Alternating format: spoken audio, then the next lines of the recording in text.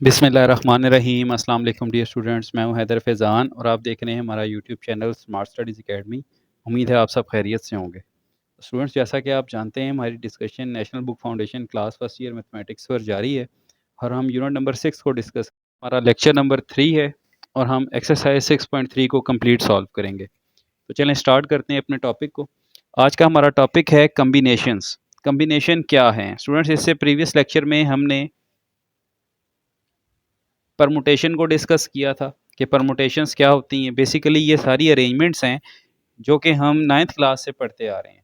कुछ अरेंजमेंट्स हमने मैट्रिसेस की फॉर्म में पढ़ी थी, कुछ अरेंजमेंट्स हमने सेट की फॉर्म में पढ़ी हैं। इसी तरह कुछ अरेंजमेंट्स हमने इसी बुक के चैप्टर नंबर 4 में सीक्वेंस एंड सीरीज़ की फॉर्म में पढ़ी हैं और अब हम परमुटेशंस और कम्बिनेशन की फॉर्म में पढ़ने जा रहे हैं।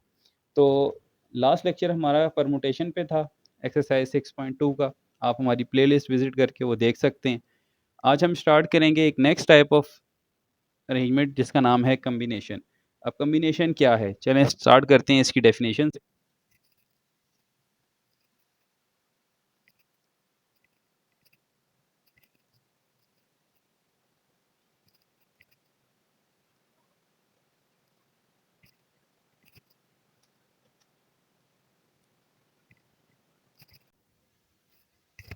जी स्टूडेंट्स, कम्बिनेशन क्या है? कम्बिनेशन हमारे पास एन ऑब्जेक्ट्स में से आर ऑब्जेक्ट्स की ऐसी सिलेक्शन है जिसमें ऑर्डर मैटर नहीं करता। अगर आप इससे प्रीवियस परमुटेशन को देखें तो वहाँ पे हमने एक एग्जांपल दी थी कि अगर आपके पास 3 डिजिट्स हों, लाइक 1, 2 और 3, और अगर आप उसे डिफरेंट अरेंजमेंट करके लिखते हैं तो हर अरेंजमेंट एक नया नंबर प्रेजेंट करता है। जबकि कम्बिनेशन की सूरत हाल में कुछ यूँ है कि अगर आपके पास ए, बी और सी 3 एलिमेंट्स पर मुश्तमिल एक सेट हो, तो आप इसकी डिफरेंट अरेंजमेंट्स कैसे बना सकते हैं? आप ए बी सी लिख सकते हैं, ए सी बी लिख सकते हैं, बी ए सी लिख सकते हैं, बी सी ए लिख सकते हैं। अब परमुटेशन के हिसाब से तो हर अरेंजमेंट एक डिफरेंट ऑर्डर या एक डिफरेंट चीज़ को प्रेजेंट करेगा, लेकिन कम्बिनेशन के हिसाब से यहाँ पर ये A B C, A C B, ये सारे के सारे तीनों एलिमेंट्स की हेर फेर है। इससे इनके ऑर्डर पे कोई फ़र्क नहीं पड़ता, ये सारे एक ही कम्बिनेशन कंसीडर होंगे। तो इसी वजह से हम ये देखते हैं कि हमारे पास 3p3 का आंसर डिफरेंट होता है, जबकि 3c3 का डिफरेंट आंसर होता है। ठीक है? कम्बिनेशन की अगर हम बात करें तो कम्बिनेशन हमारे पास लेस अमाउंट ऑफ अरेंजमेंट्स हैं, जबकि परमुटेशन हमारे पास एक बड़ी अमाउंट ऑफ अरेंजमेंट आती है। परमुटेशन के आंसर्स बड़े होते हैं, कम्बिनेशंस के आंसर छोटे होते हैं। अगर हम इसकी नोटेशन की बात करें तो इसकी नोटेशन हमारे पास या एनसीआर लिखी जाती है या फिर ब्रैकेट में इस तरह से एन और आर लिखा जाता है। और इसकी सबसे बड़ी पहचान ये है कि इसके क्वेश्चंस में विदाउट रेपिटिशन या सॉरी विद रेपिटिशन आएगा या नो रिस्ट्रिक्शन का वर्ड आएगा, यानी यहाँ पर ऑर्डर मैटर नहीं करेगा। जबकि परमुटेशन के क्वेश्चंस की पहचान ये होती है कि वहाँ पे ऑर्डर मैटर करता है, विदाउट रेपिटिशन का वर्ड आता है। ठीक है? तो इस तरह से आप डिफरेंशिएट कर सकते हैं। सो चलते हैं एक्सरसाइज 6.3 के क्वेश्चन नंबर 1 की तरफ। जी स्टूडेंट, स्टार्ट करते हैं क्वेश्चन नंबर 1 पार्ट 1 को। हमने एनसीआर इस फार्मूला को ही प्रूव करना है कि NCR is equal to N factorial over are factorial into N minus are factorial. ये दरअसल एनसीआर ये कम्बिनेशन का ही फार्मूला है और इसका हमने प्रूव करना है। तो चलें स्टार्ट करते हैं इसके प्रूफ को। जनरल सा प्रूफ है।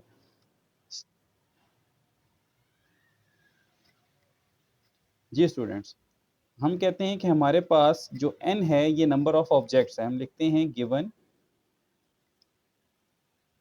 एन नंबर ऑफ ऑब्जेक्ट्स और उनको हम नाम दे देते हैं A1, A2, A3 up to so on AN तक। ये हमारे पास n नंबर ऑफ ऑब्जेक्ट्स हैं और मुझे इन ऑब्जेक्ट्स को अरेंज करना है R वेज में। ठीक है? सो हम यहाँ लिखते हैं NCR। ये चीज़ क्या प्रेजेंट करती है? NCR बेसिकली होता है number of combination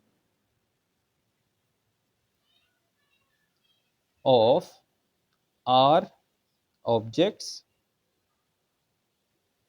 out of above given n objects. ठीक है स्टूडेंट्स, ये हमारे पास दरअसल एनसीआर की डेफिनेशन बनती है। सो हमने करना क्या है, हम यहाँ पर बॉक्सेस बनाते हैं। ठीक है,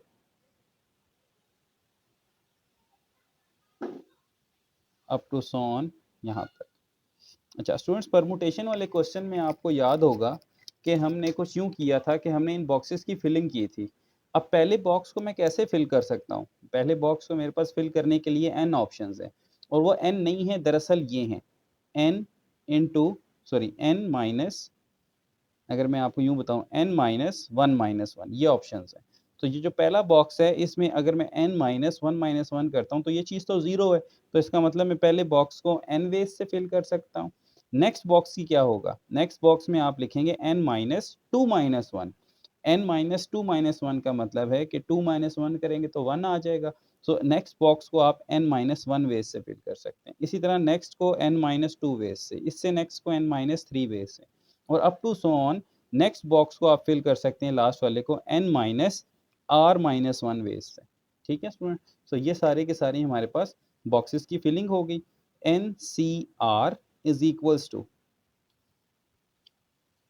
ये आ जाएगा हमारे पास n n-1 n-2 up to so on. अगर मैं इसको सॉल्व करता हूं तो ये मेरे पास बनता है n-r+1।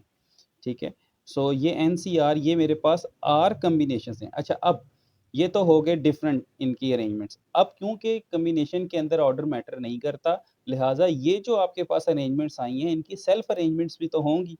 तो यहाँ हम लिख सकते हैं n×n-1 n-2 up to so on n-r+1 divided by r factorial, और रीज़न देंगे ड्यू टू सेल्फ अरेंजमेंट। ठीक है, क्योंकि आपके पास कम्बिनेशन में ऑर्डर मैटर नहीं करता, तो ये तो इनकी ऑर्डरली अरेंजमेंट है, तो हम इनकी सेल्फ अरेंजमेंट भी तो हो सकती है। दैट्स वाई हमने ये, क्योंकि आर ऑब्जेक्ट्स थे तो आर फैक्टोरियल से इसको डिवाइड कर दिया ड्यू टू सेल्फ अरेंजमेंट्स। अब अगर हम इसको देखें तो ये हमारे पास बनेगा एन सी आर। इसको कंप्लीट करने के लिए मैं लिख सकता हूँ n-1 n-2 up to n-r+1 n-r का फैक्टोरियल डिवाइड भी कर देंगे और मल्टीप्लाई भी, आर फैक्टोरियल इंटू n-r का फैक्टोरियल। अब स्टूडेंट्स, ये जो चीज़ है हमारे पास, ये हमारे पास क्या हो चुकी है कंप्लीट, ये n का फैक्टोरियल बन गया है। So n C are is basically n factorial over r factorial into n-r का फैक्टोरियल। तो ये आपके पास कम्बिनेशन का फॉर्मूला प्रूफ हो गया। इसको आप यूं भी लिख सकते हैं 1/r फैक्टोरियल इंटू n-p-r। अब आप थोड़ा सा माइंड रिकॉल करें, तो अगर मैं यहाँ से 1/r फैक्टोरियल को अलग करता हूँ तो ये मेरे पास बनता है n factorial over n-r factorial, which is the permutation formula. So आप इसको यूं भी लिख सकते हैं और 1/r फैक्टोरियल इंटू n-p-r भी लिख सकते हैं। ये आपका प्रूफ हुआ। अब चलते हैं इसके पार्ट नंबर 2 पे। जी स्टूडेंट्स, अब हम चलते हैं इसके क्वेश्चन नंबर 2 पे। क्वेश्चन नंबर 2 है हमारे पास, हमने प्रूफ करना है n into N C one minus R one and n minus are plus one N C are minus one. तो इसके लिए हम इसकी राइट साइड को लेट करते हैं। राइट साइड को हमने लेट किया, यहाँ पे इस कम्बिनेशन की हमने डेफिनेशन ओपन की है, n factorial r factorial n minus are factorial. उसके बाद स्टूडेंट्स, ये जो हमें फैक्टोरियल फैक्टर नज़र आ रहा है इसको हमने एक टर्म के लिए ओपन किया है, और उसके बाद ये टर्म और ये टर्म आपस में कैंसिल आउट हो गई हैं। अब यहाँ से आगे हमने प्रूफ करना है दरअसल यहाँ पे n into N minus one C are minus one. So ये जो n फैक्टोरियल हमें नज़र आ रहा है इसको हमने एक टर्म के लिए ओपन कर लिया। ठीक है, यहाँ पे जब हमने इसको n फैक्टोरियल को एक टर्म के लिए ओपन किया तो ये हमारे पास बना है n into N minus one factorial, are minus one factorial as it is है, और n माइनस आर। अब अगर आप गौर करें तो ये जो चीज़ है, ये सारी हमारे पास, सारी की सारी ये हमारे पास डेफिनेशन बनती है n minus one C are minus one की। अगर आप इसको ओपन करके भी चेक कर सकते हैं, सो यहाँ पे हमारे पास रह जाएगा n इंटू ये चीज़ क्लोज होके बन जाएगी n minus one C are minus one. So ये प्रूफ हो गई आपकी लेफ्ट हैंड साइड के इक्वल। सो ये था हमारा क्वेश्चन 1 का पार्ट 2। अब चलते हैं इसके नेक्स्ट पार्ट पे। जी स्टूडेंट्स, क्वेश्चन नंबर 1 का पार्ट 3 है हमारे पास। हमने प्रूफ करना है R into N C are is equal to N minus are plus one N C are minus one. इसकी भी हम राइट साइड ओपन करेंगे बाय डेफिनेशन अगर हम देखें तो N C are minus one बनता है N factorial are minus one factorial N minus are plus one factorial. इसको ओपन करने के बाद हमें नज़र आ रहा है यहाँ पे कि N minus are plus one. अब इसके लिए हम इस फैक्टोरियल को एक टर्म के लिए ओपन करेंगे। ठीक है, इस फैक्टोरियल को अगर हम एक टर्म के लिए ओपन करते हैं तो नेक्स्ट टर्म इससे एक लेस होगी, एन माइनस आर फैक्टोरियल पे ये क्लोज हो जाएगा, N minus are plus one ये कैंसिल आउट होंगे। अब राइट साइड पे हमें यहाँ पे R into N C R चाहिए। तो स्टूडेंट्स यहाँ पे हमारे पास ज़रा गौर करें तो N minus are minus one का फैक्टोरियल मौजूद है। आर माइनस वन के फैक्टोरियल को आर फैक्टोरियल बनाने के लिए इसके पीछे आर होना ज़रूरी है। तो हमने आर से मल्टीप्लाई भी किया, आर से डिवाइड भी किया। आर से डिवाइड करने के बाद ये जो R into are minus one factorial है ये बन जाएगा आर फैक्टोरियल। और अगर हम गौर करें तो ये वाली सारी चीज़ हमारे पास बनती है एन सी आर के। तो ये हमारे पास प्रूफ हो गया इसकी left hand side R into N C R. ये था आपके पास क्वेश्चन नंबर 1 का पार्ट 3। अब चलते हैं इसके पार्ट 4 की तरफ। जी स्टूडेंट्स, क्वेश्चन 1 का पार्ट 4 है हमारे पास। हमने प्रूफ करना है N minus one C are minus one plus N minus one C are is equal to N C R. याद रखिएगा स्टूडेंट्स, ये एक बहुत इंपॉर्टेंट क्वेश्चन है जिसका आगे आने वाले क्वेश्चंस में भी बहुत यूज़ है और इसको हम पास्कल आइडेंटिटी भी कहते हैं। ठीक है, सो ये यूज़ हो सकता है इसलिए मैंने साथ कैप्शन दे दिया है कि वेरी इंपॉर्टेंट। चलें इसको सॉल्व करते हैं। इसकी लेफ्ट हैंड साइड को हम ओपन करते हैं यहाँ पे। अगर मैं इसकी डेफिनेशन ओपन करूँ तो ये बनेगा एन माइनस वन का factorial over are into N minus one करेंगे तो ये बनेगा माइनस आर प्लस वन का फैक्टोरियल। सिमिलरली यहाँ पे आएगा प्लस एन माइनस वन का फैक्टोरियल ओवर आर का factorial N minus one minus are का फैक्टोरियल। इसके बाद स्टूडेंट्स अगर आप देखें तो ये चीज़ कैंसिल होकर हमारे पास बनेगी एन माइनस वन का factorial over are minus one का फैक्टोरियल एन माइनस आर का factorial plus N minus one का factorial over are factorial N minus are minus one का फैक्टोरियल।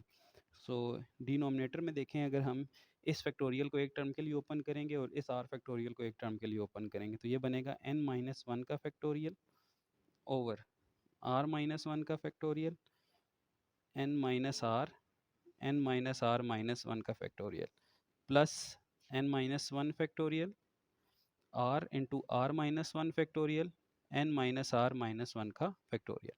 यहाँ से इसको हमने एक टर्म के लिए ओपन किया और यहाँ से इस आर फैक्टोरियल को, इससे होगा ये कि कॉमन आ जाएगा। आप देखें न्यूमिनेटर में हमारे पास एन माइनस वन का फैक्टोरियल कॉमन है और डिनोमिनेटर की अगर हम बात करें तो डिनोमिनेटर में हमारे पास यहाँ से आर माइनस वन और N minus are minus one का फैक्टोरियल कॉमन है। तो रह क्या गया हमारे पास? हमारे पास रह गया one over N minus R और वन ओवर आर। अगर हम यहाँ इसका एलसीएम लेते हैं तो ये बनता है एन माइनस वन का फैक्टोरियल आर माइनस वन का factorial N minus are minus one का फैक्टोरियल। और अगर इसको सॉल्व करेंगे तो ये बनेगा आपके पास one over are into N minus are. ठीक है स्टूडेंट्स, एलसीएम से हमने सॉल्व किया। अब आपने करना ये है कि इस आर को अटैच करें आर माइनस वन की बैक पे और एन माइनस आर को अटैच कर दें इसकी बैक पे। ठीक है, तो ये बन जाएगा आपके पास एन माइनस वन का फैक्टोरियल ओवर आर का फैक्टोरियल और जब ये एन माइनस आर इसके बैक पे अटैच होगा तो ये क्लोज होके बनेगा एन माइनस आर का फैक्टोरियल। और ये डेफिनेशन है आपके पास एन, यहाँ से आपके पास एन बचेगा एन और इस एन को यहाँ पे अटैच करना है तो ये बनेगा N factorial over are factorial N minus are factorial. So this is basically N C R. तो ये प्रूफ हो गई आपकी पास्कल आइडेंटिटी कि आपके पास ये चीज़ एन सी आर के इक्वल होती है। तो आज के बाद आपने इसको याद रखना है कि ये अगर आ जाए आपके पास तो this is the Pascal identity. So ये था आपके पास क्वेश्चन 1 का पार्ट 4। चलते हैं पार्ट 5 में। जी स्टूडेंट्स, पार्ट 5 अगेन एक इम्पॉर्टेंट पार्ट है जिसमें हमने प्रूफ करना है कि N C R plus N C are minus one is N plus one C R. This is basically symmetry binomial coefficient, symmetry of binomial coefficient formula इसको हम कहते हैं। यहाँ मैं लिख भी देता हूँ, ये आगे आने वाले क्वेश्चन में यूज़ होगा। Symmetry of binomial coefficients. ठीक है, सो इसकी लेफ्ट हैंड साइड लेट करते हैं, that is n factorial r factorial n minus r का factorial plus n factorial r का factorial n minus r plus 1 का फैक्टोरियल। यहाँ से ओपन करें इनको, this is n factorial r into are minus one, एक टर्म के लिए इसको ओपन किया, n माइनस आर का factorial plus n factorial over, यहाँ से एक टर्म के लिए इसको ओपन करेंगे, ये बनेगा r माइनस वन का factorial n minus are plus one n minus are का फैक्टोरियल। अब देखें कॉमन क्या आ रहा है, n फैक्टोरियल है, r माइनस वन फैक्टोरियल है, n माइनस आर फैक्टोरियल है, तो रह क्या गया आपके पास, यहाँ से आपके पास रह जाएगा 1 over R plus 1 over n minus are plus one. अब स्टूडेंट्स यहाँ से अगर आप इसका एलसीएम लेते हैं, ठीक है, तो ये बनता है n factorial r minus one factorial n minus are factorial, और यहाँ आपके पास एलसीएम बनेगा n प्लस वन, आपके पास सिर्फ क्या रह जाएगा n प्लस वन, और यहाँ रह जाएगा r into N minus are plus one. अब अटैचमेंट है कि अटैच आप कैसे करते हैं, इस n फैक्टोरियल के साथ बैक पे आप n प्लस वन अटैच करें तो ये बन जाएगा n प्लस वन का फैक्टोरियल। ठीक है, अच्छा यहाँ से r के बैक पे आप ये अटैच करें तो ये बन जाएगा r फैक्टोरियल, और इसको आप अटैच करेंगे इसकी बैक पे, ठीक है, तो ये बनेगा n minus are plus one का फैक्टोरियल। सो ये बेसिकली फार्मूला बन गया आपके पास n plus one C R का। ठीक है, अब ये आपकी लेफ्ट हैंड साइड है, आपने इसको प्रूफ करना है कि n plus one C R अगर हम बाय डेफिनेशन ओपन करें तो क्या ये बनता है या नहीं, ये आपने चेक करना है। सो दिस इज़ बेसिकली आप क्वेश्चन नंबर 1 पार्ट 5। अब चलते हैं इसके पार्ट 6 पे। जी स्टूडेंट्स, क्वेश्चन नंबर 1 पार्ट 6 आप परमुटेशंस में भी करके आए हुए हैं, जहाँ पे हमने इस चीज़ को प्रूफ किया था इस तरह की किसी चीज़ के इक्वल, लेकिन परमुटेशन के साथ था। चलें स्टार्ट करते हैं, हम यहाँ पे इसकी डेफिनेशन ओपन करते हैं लेफ्ट हैंड साइड पे। ये बनेगा हमारे पास 2n factorial over n factorial 2n minus N factorial. Permutation combination की डेफिनेशन लग गई है, 2n का factorial over n factorial into N factorial, ये भी n फैक्टोरियल बनेगा। 2n फैक्टोरियल किसके इक्वल होता है, ये बेसिकली इक्वल होता है students 2n minus one 2n minus two up to so on 4 3 2 1। ठीक है, इसी तरह n factorial into N factorial. यहाँ से अगर आप इवन और ऑड को अलग करते हैं तो 2n minus two up to so on 4 and 2 ये अलग हो जाएंगे, 2n minus one 2n minus three up to so on 3 1 ये अलग हो जाएंगे।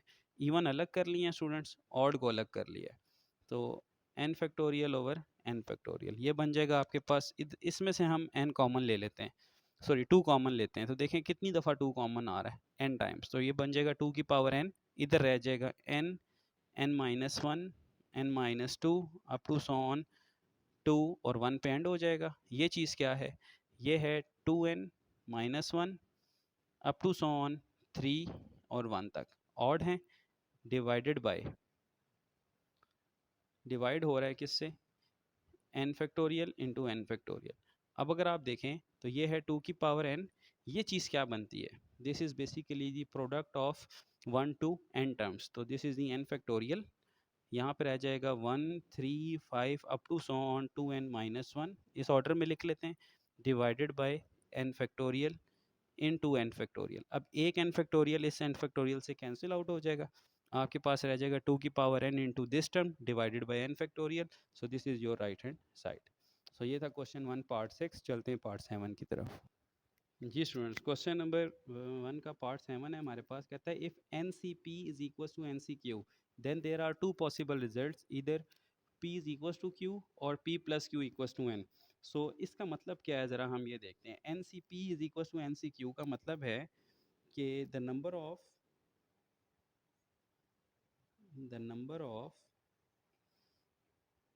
ways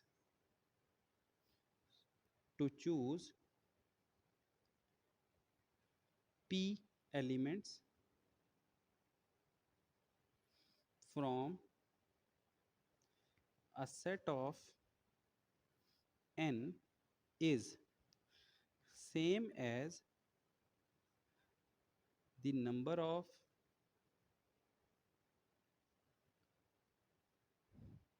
ways to choose q elements from the same set। देखें, N C P is equal to N C Q का मतलब ये है कि जितने एन में से पी वेज में सिलेक्ट हो रहे हैं उतने ही एन में से क्यू वेज में सिलेक्ट हो रहे हैं, तो इसका मतलब ये है कि पी और क्यू इक्वल होंगे, तभी इनका आंसर इक्वल आ सकता है। सो यहाँ दो चॉइसेस हैं, पहला P is equal to Q, और इसको हम क्या कह सकते हैं, this is the trivial way. ठीक है, कि पी और क्यू आपस में इक्वल होंगे तो इसको हम कहेंगे ट्रिवियल वे। इसके अलावा पी और क्यू में क्या रिलेशन हो सकता है?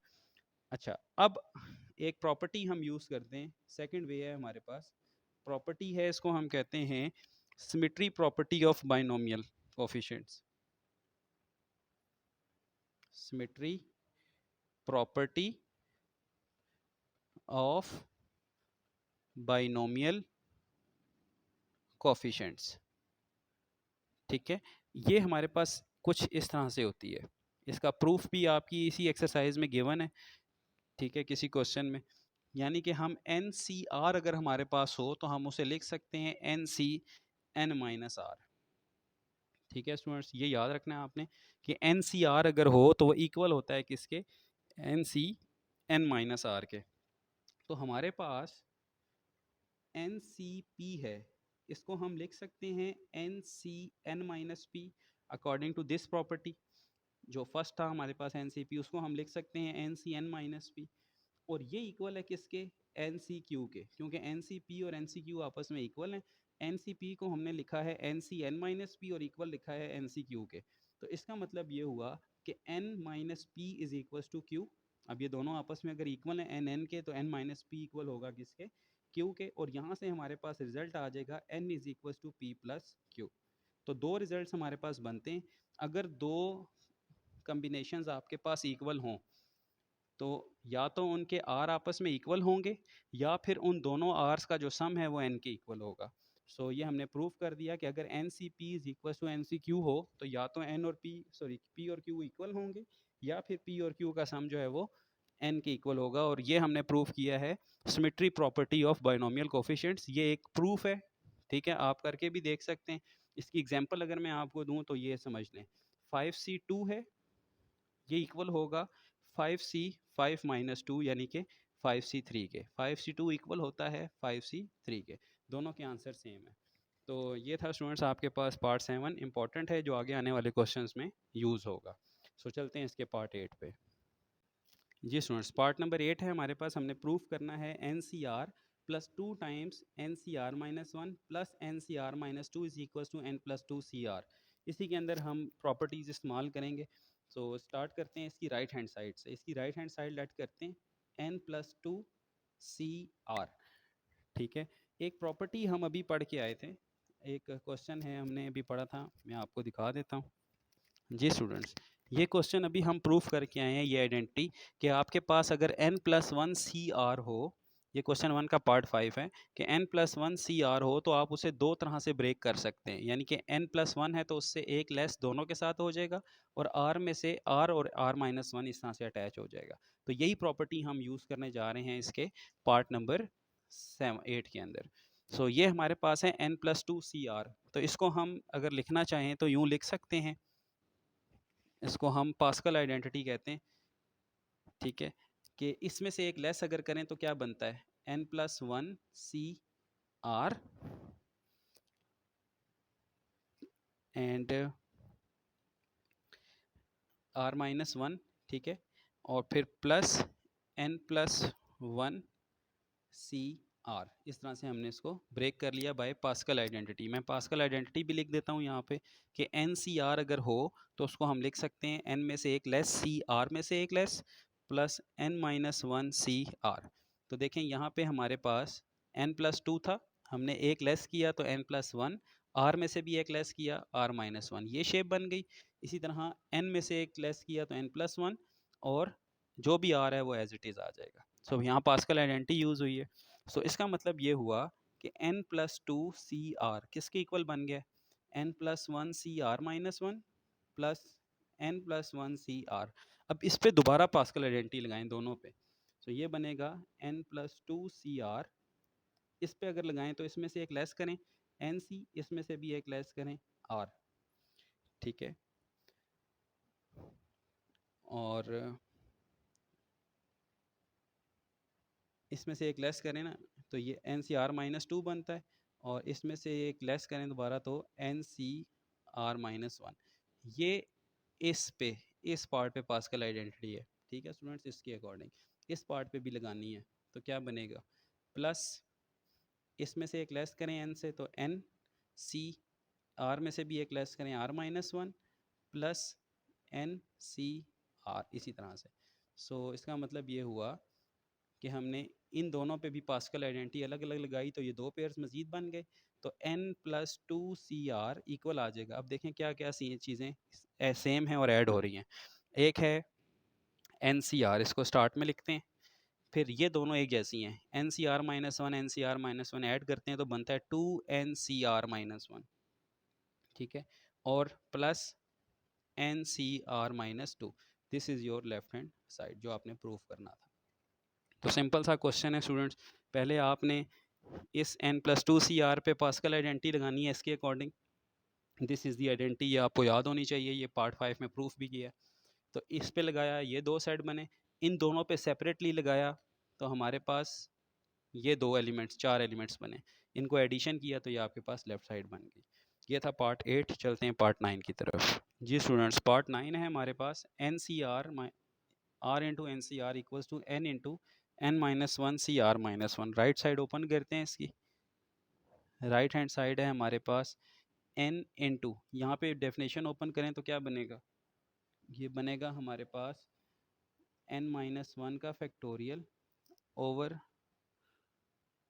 आर माइनस वन का factorial N minus one minus are plus one का फैक्टोरियल। डेफिनेशन ओपन कर लिए, N into N minus one का factorial over are minus one का फैक्टोरियल, यहाँ पे ये कैंसिल हुए, एन माइनस आर का फैक्टोरियल।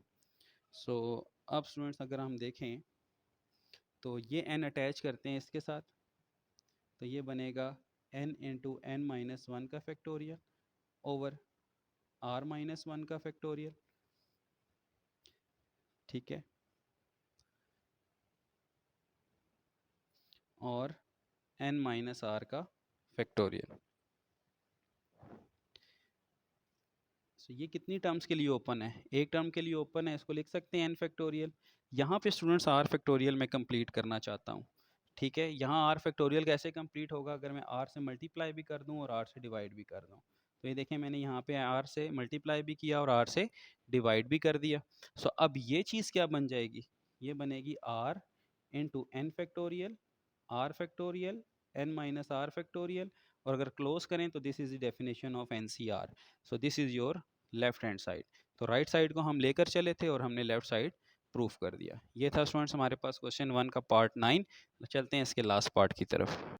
जी स्टूडेंट्स, अब हम चलते हैं इसके पार्ट नंबर 10 की तरफ। पार्ट नंबर 10 है हमारे पास, द प्रोडक्ट ऑफ के consecutive integers is divisible by के। इससे पहले मैं आपको एक कंसेप्ट देता चलूँ कि जब भी हमारे पास कोई भी नंबर है, फॉर एग्जांपल अगर हम उसे दो फैक्टर्स में लिख सकते हैं, तो इसका मतलब कि उसका हर फैक्टर जो है उसका एग्जैक्ट डिवाइज़र होता है। मींस कि जो 3 है वो 6 को एग्जैक्ट डिवाइड कर रहा है और उसका आंसर 2 आ रहा है। इसी तरह 2 जो है वो 6 को डिवाइड कर रहा है और उसका आंसर 3 आ रहा है।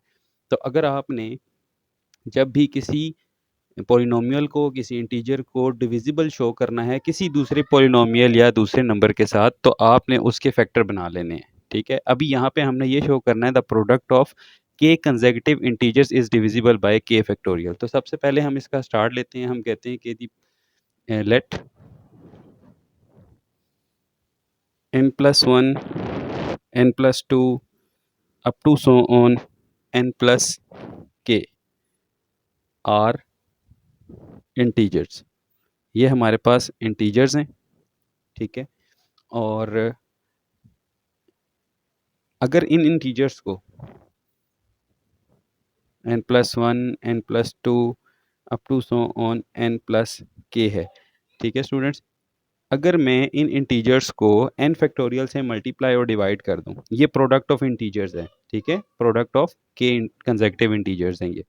सो अगर मैं इसको यहाँ पे मल्टीप्लाई और डिवाइड कर दूं n फैक्टोरियल से, देखिए मैंने n फैक्टोरियल से मल्टीप्लाई भी किया और n फैक्टोरियल से मैंने डिवाइड भी कर दिया, ठीक है। सो ये मेरे पास क्या बन जाएगा, यहाँ पर तो चल रहा है मेरे पास n+1 n+2 up to so on n+k, ये कंसेक्टिव इंटीजर्स हैं। यहाँ पर ये क्या बनेगा, ये ऊपर जो डेफिनेशन है this is basically 1 × 2 × 3 up to so on n, और उससे आगे यहाँ तक। तो ये दरअसल आपके पास डिसेंडिंग ऑर्डर में, असेंडिंग ऑर्डर में लिखा हुआ फैक्टोरियल है, क्योंकि फैक्टोरियल को आप n × n−1 n−2 भी लिख सकते हैं और 1 × 2 × 3 up to so on n भी लिख सकते हैं। तो अगर मैं इसका ऑर्डर चेंज करूं आपके लिए, तो ये बनता है n+k plus n+k−1 -1 up to so on n+1 n factorial. ये मैंने जिस तरह से हम यूज़ नहीं करते आ रहे फैक्टोरियल्स की डेफिनेशन को, उस तरह से इसको अरेंज कर लिया, यानी कि इसको लास्ट पे लिख दिया और n+k को स्टार्ट में, ताकि आपको कोई कन्फ्यूजन ना हो। लेफ्ट में हमारे पास प्रोडक्ट ऑफ के पॉजिटिव इंटीजर्स ही चलेगा, और ये जो चीज़ है ये दरअसल हमारे पास बन जाएगी अब n+k का factorial divided by n factorial, ठीक है स्टूडेंट्स। ओके, अब यहाँ से आगे हम क्या करेंगे, हम n+1 n+2 up to so on n+k, इसको मल्टीप्लाई डिवाइड कर देंगे k फैक्टोरियल से, n+k factorial over n factorial into k factorial multiply bye k factorial. मैंने यहाँ पर n k फैक्टोरियल से मल्टीप्लाई भी कर दिया और डिवाइड भी कर दिया। अब ये जो चीज़ है स्टूडेंट्स, ये दरअसल क्या है, this is the definition of n+k_CR, n+1 n+2 up to so on n+k।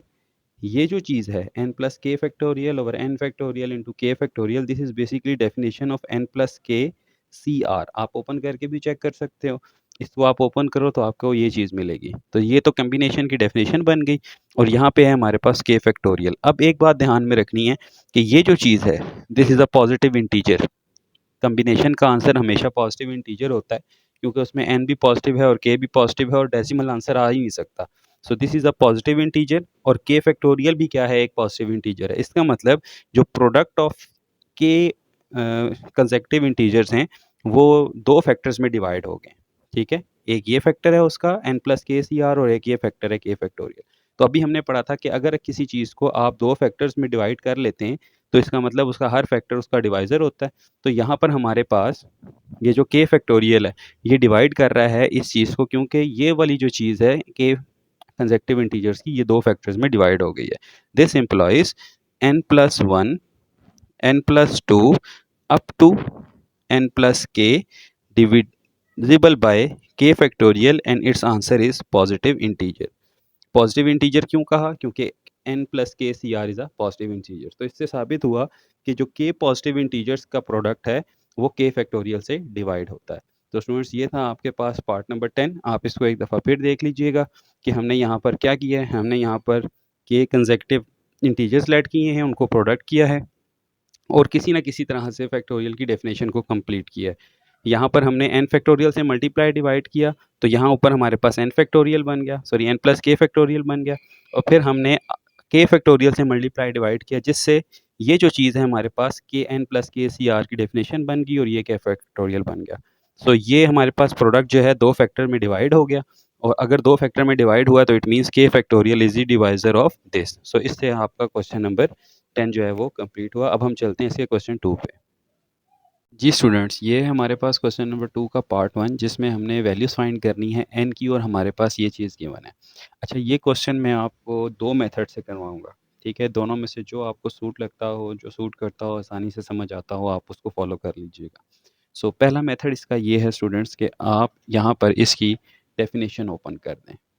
So this is the first method कि आपने क्या किया है, NC5 की डेफिनेशन ओपन की है, n factorial over 5 factorial into n-5 factorial. इसी तरह NC8 की ओपन की है डेफिनेशन के अकॉर्डिंग। सो ये बनेगा n factorial 8 factorial n minus 8 factorial. So ये n factorial n factorial cancel out हो जाएंगे क्योंकि इक्वालिटी है बीच में, इसने यहाँ डिवाइड होना है।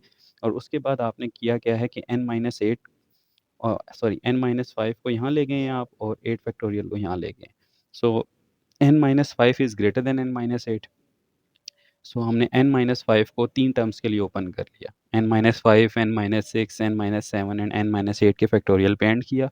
n फैक्टोरियल ये कैंसिल आउट हो गए। इसी तरह 8 को ओपन किया है अप टू 3 टर्म्स, तो 8, 7, 6 और 5 के फैक्टोरियल पे इसको एंड किया।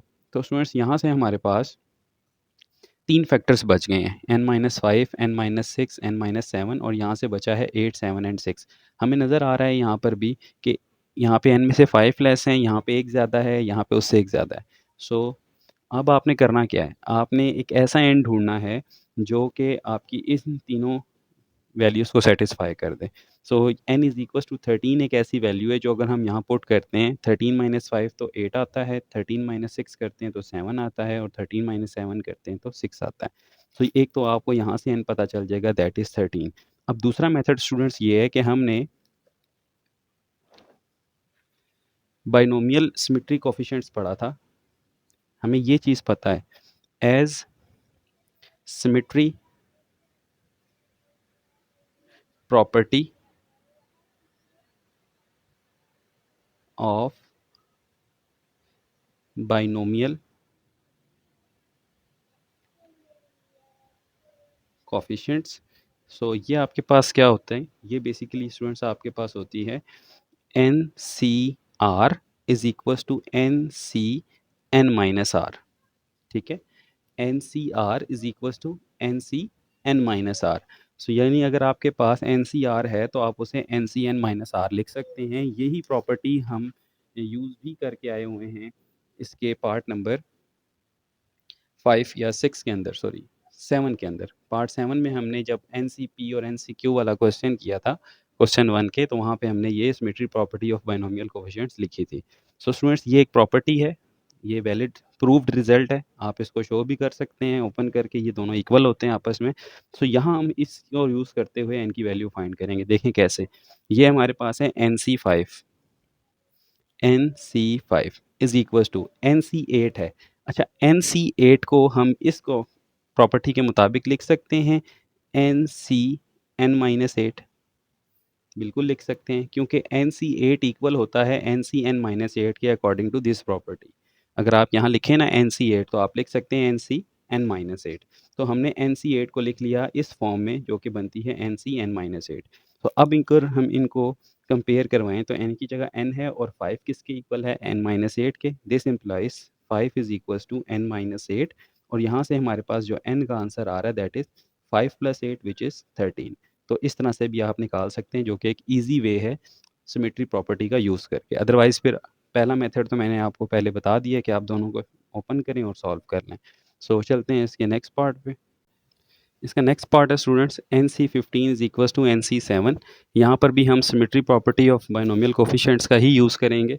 हम यहाँ पर लिख सकते हैं, हमारे पास है बाय सिमेट्री प्रॉपर्टी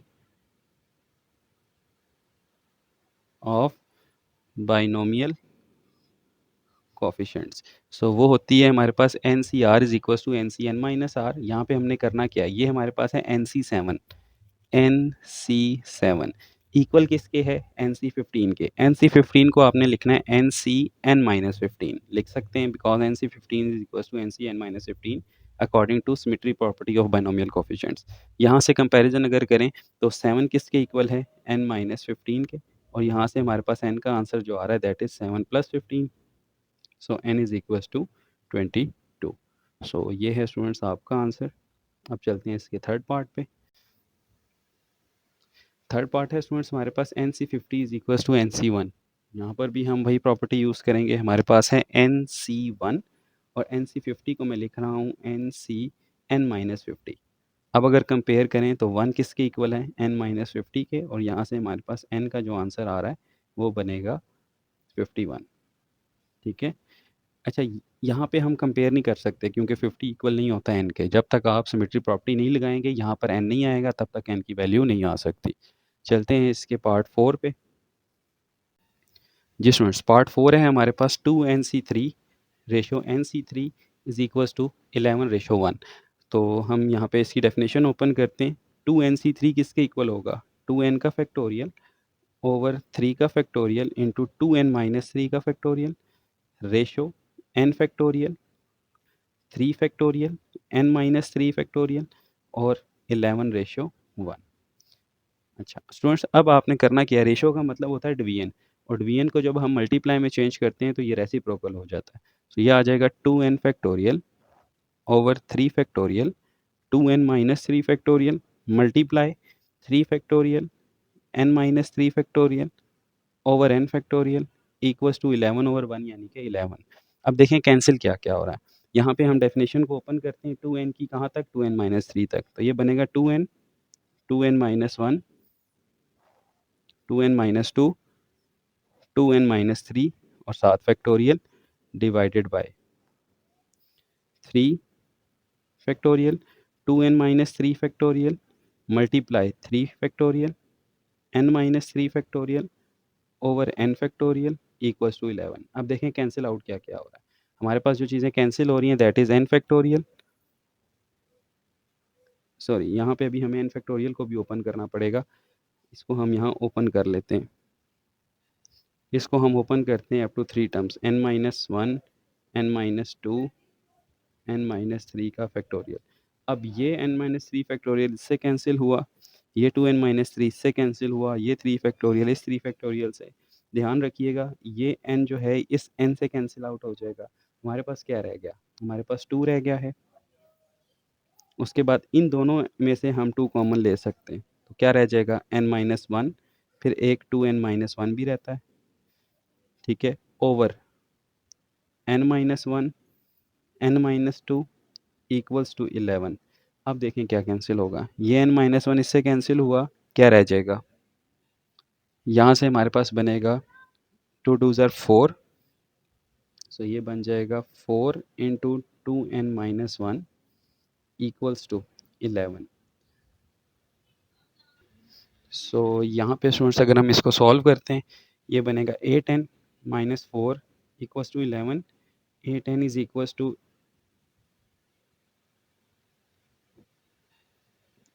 11 और यहाँ से हमारे पास ये n-2 भी यहाँ पे मल्टीप्लाई हो जाएगा। 8n-4 11n-22। सो अगर इसको सॉल्व करते हैं तो 8n-11n -22 प्लस 4, ये बन जाएगा -3n। ये क्या बनेगा स्टूडेंट्स, ये बन जाएगा माइनस का 18। सो अगर हम n निकालना चाहते हैं तो -3 से डिवाइड कर देते हैं तो यह आ जाएगा 6। सो इस तरह से हमारे पास जो n की वैल्यू है वो आ जाएगी 6। जी स्टूडेंट्स, ये है हमारे पास क्वेश्चन नंबर 2 का पार्ट नंबर 5, जिसमें हमने प्रूफ करना है NC6 ratio n-3C3 equals to 33:4। तो स्टूडेंट्स अब हम इसकी डेफिनेशन ओपन करते हैं।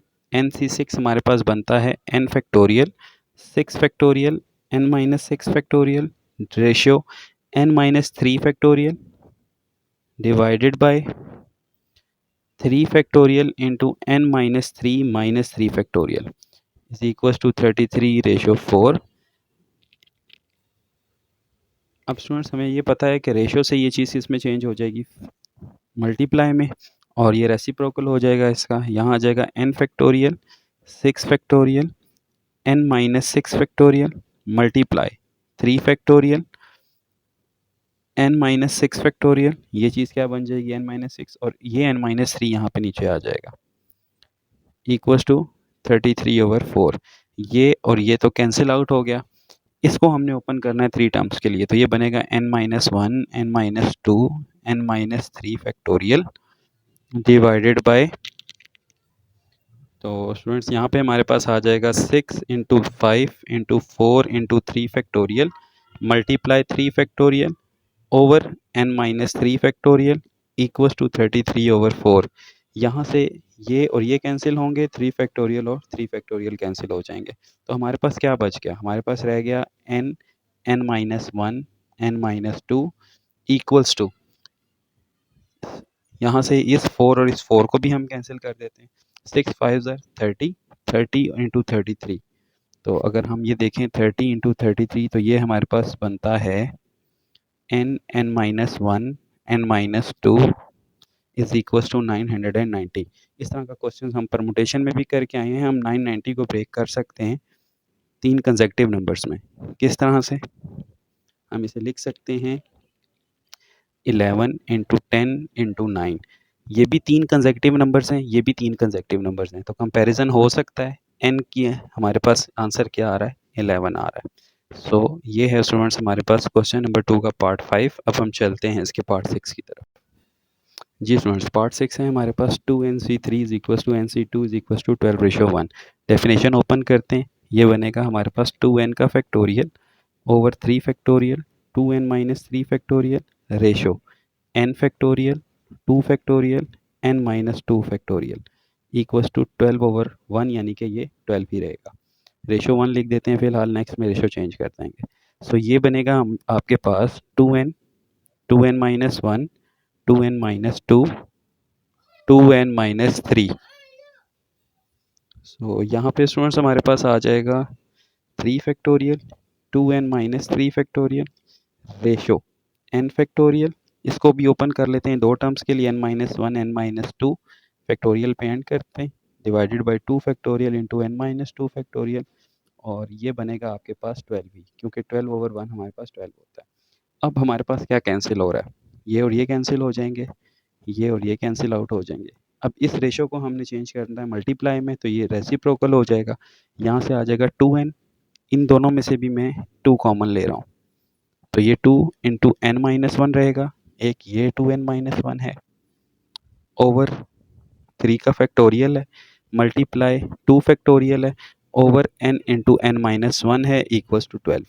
ये n माइनस 1 इससे कैंसिल आउट हुआ, ये n इस n के साथ कैंसिल आउट हो जाएगा। अगर मैं इसको ओपन करता हूँ तो ये क्या बनता है मेरे पास? ये बन जाएगा 4 into 2n minus 1 over 3 into 2 factorial into 2 factorial equals to 12। ये और ये भी कैंसिल आउट हो जाएंगे। सो रह क्या गया हमारे पास? 4 into 2n minus 1 equals to 12, 3 ज़ार 36। 4 से डिवाइड कर दें, 2n minus 1 equals to 36 over 4। So ये बन जाएगा 2n minus 1 is equals to 9 and 2n is equals to 10 and this implies your n is equals to 5। सो ये था स्टूडेंट्स आपके पास क्वेश्चन नंबर 3 का कंप्लीट सोल्यूशन, सॉरी 2 का। अब हम चलते हैं इसके क्वेश्चन नंबर 3 की तरफ। जी स्टूडेंट्स, अब हम चलते हैं क्वेश्चन नंबर 3 के फर्स्ट पार्ट पे, जिसमें हमें r की वैल्यू फाइंड करनी है। अगर r की वैल्यू के क्वेश्चंस आपके पास आ जाएं तो इससे रिलेटेड क्वेश्चन आप क्वेश्चन 1 का पार्ट 7 कर चुके हैं। क्वेश्चन नंबर 1 के पार्ट 7 में हमने एक चीज़ पढ़ी थी जो कि हमारे पास थी NCP is equal to NCQ। ये उसी सूरत में इक्वल हो सकते हैं जब या तो P और Q आपस में इक्वल हो, या फिर P और Q का सम जो है वो N के इक्वल हो। अगर मैं आपको दिखाऊं तो यहाँ पे हमने क्वेश्चन 1 के पार्ट 7 में ये चीज़ पढ़ी थी। If NCP is equals to NCQ then P is equals to Q और P plus Q is equals to N। तो ये प्रॉपर्टी हमने यूज़ करनी है इन क्वेश्चंस में और इसको सॉल्व करना है। पहला पार्ट है हमारे पास 15C3C3R is equals to 15CR plus 3। अब ये देखें N और N दोनों सेम है, बिल्कुल इक्वल हैं, तो क्या P और Q हम इक्वल रख सकते हैं? बिल्कुल रख सकते हैं। या फिर P और Q का सम हम N के इक्वल रख सकते हैं। तो हम पहले ये करते हैं, P plus Q P is equal to Q। So यहाँ से हम लिखते हैं कि as 3R is equal to R plus 3। तो यहाँ से हमारे पास R की वैल्यू क्या आ रही है? 3R को मैं यहाँ लाता हूँ, सॉरी R को, तो ये बनता है 2R इज इक्वल टू 3 और R का आंसर आता है 3/2। अब कम्बिनेशंस के अंदर स्टूडेंट्स आपका जो R है वो कैन नॉट बी फ्रैक्शनल, ठीक है। एक बात तो कंफर्म है कि कम्बिनेशन के क्वेश्चंस के अंदर आपका जो R है वो फ्रैक्शनल नहीं हो सकता। इसका मतलब यहाँ पर ये ट्रिवियल प्रॉपर्टी यूज़ नहीं हुई। अब हम नेक्स्ट लगाते हैं, P plus Q is equal to N। So now also P plus Q is equal to N, तो इट मीन्स के 3R plus R plus 3 is equal to N। N is your 15 here, so यहाँ 15 आ जाएगा। इनको सम करते हैं तो 4R plus 3 is equal to 15। 4R is equal to 15 minus 3 करें तो 12 और R का आंसर यहाँ पे आपके पास आ जाएगा 3। सो ये इंटीजर R जो है वो एक्सेप्टेबल है और इससे आपका आंसर आ गया दैट इज़ 3। चलते हैं इसके पार्ट 2 पे। जी स्टूडेंट्स, क्वेश्चन नंबर 3 का पार्ट 2 है 8CR minus 7C3 is equal to 7C2। ठीक है, तो स्टूडेंट यहाँ पर भी हमारी एक प्रॉपर्टी यूज़ होगी जो कि हम क्वेश्चन नंबर 1 के पार्ट 5 में करके आए हैं। क्वेश्चन नंबर 1 के पार्ट 5 में हमने ये चीज़ पढ़ी थी, प्रॉपर्टी है हमारे पास n+1CR can be written as NCR plus NCR minus 1। ठीक है, तो ये प्रॉपर्टी हमने यहाँ पे स्टूडेंट्स प्रूफ भी की हुई है। ये है हमारा क्वेश्चन 1 का पार्ट 5 जिसमें हमने ये चीज़ प्रूफ की है। सो यहीं पे हम ये प्रॉपर्टी यूज़ करेंगे। किस तरह से, ये देखें, ये लिखा हुआ है 8CR, हम 8CR को यहीं रहने देते हैं, माइनस 7C3 को मैं दूसरी तरफ ले जाता हूँ, ये बन जाएगा हमारे पास 7C2 प्लस 7C3। ठीक है, अब ये देखें ये क्या है, ये लिखा हुआ है 8CR is equal to 7C2 plus 7C। इस 3 को हम क्या लिख सकते हैं, सॉरी इस 2 को, यहाँ तो 3 लिखते हैं, इस 2 को हम क्या लिख सकते हैं, इसको हम लिख सकते हैं 3-1। बिल्कुल, 3-1 किसके इक्वल होता है, 2 के।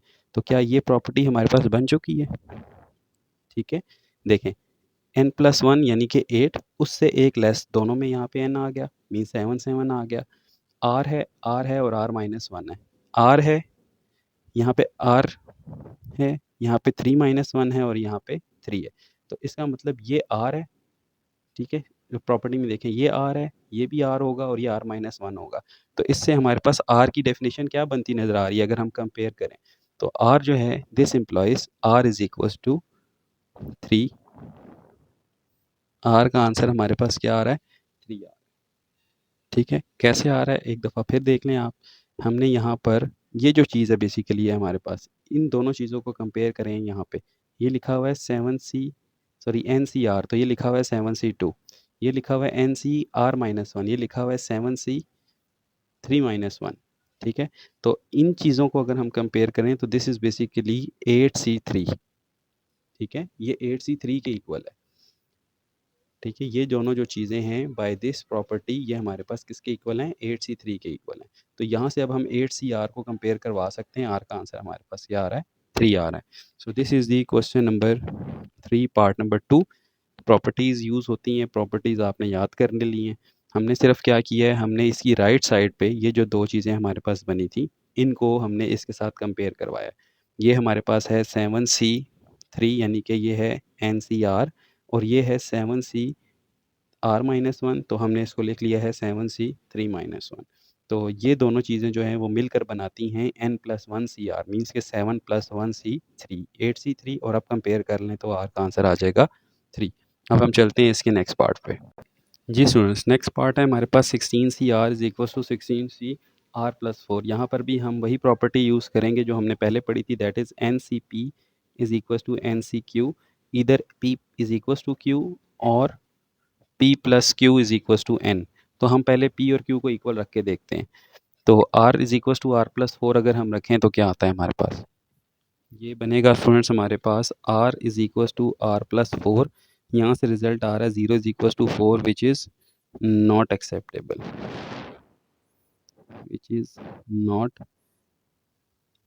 एक्सेप्टेबल।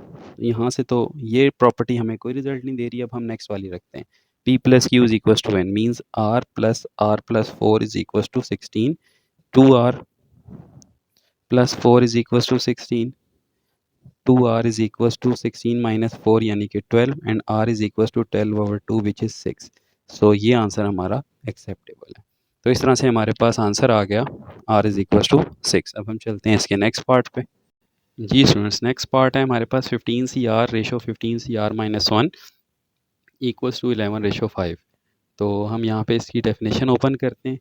15CR को हम क्या लिख सकते हैं, 15 factorial R factorial 15 minus R factorial ratio 15 factorial R-1 factorial 15 minus R+1 हो जाएगा फैक्टोरियल इक्वल्स टू 11/5। सो ये बने, यहाँ से हम इसको चेंज करते हैं, 15 factorial R factorial 15 minus R factorial multiply by R-1 factorial 15 plus 1, this is 16 minus R factorial over 15 factorial equals to 11 over 5। ये और ये कैंसिल आउट हो गए। यहाँ से आर को ओपन करते हैं स्टूडेंट्स, ये क्या बनेगा हमारे पास, ये बनेगा R minus 1 factorial 16 minus R, और इसको एक टर्म अगर और ओपन करते हैं -1 करते हैं तो ये बनता है 15 माइनस आर फैक्टोरियल। इसको हमने एक टर्म के लिए ओपन किया है, that is 16 minus are factorial over R, R minus 1 factorial और 15 minus are factorial equals to 11 over 5। So अब स्टूडेंट्स देखें, ये और ये कैंसिल हो रहा है, आर और ये कैंसिल हो रहा है, हमारे पास क्या रह गया, हमारे पास सिर्फ रह गए हैं 16 minus R over R is equals to 11 over 5। So यहाँ से हम आर की वैल्यू निकाल सकते हैं easily, 5 into 16 minus R 11 R, this is 80 minus 5 R equals to 11 are.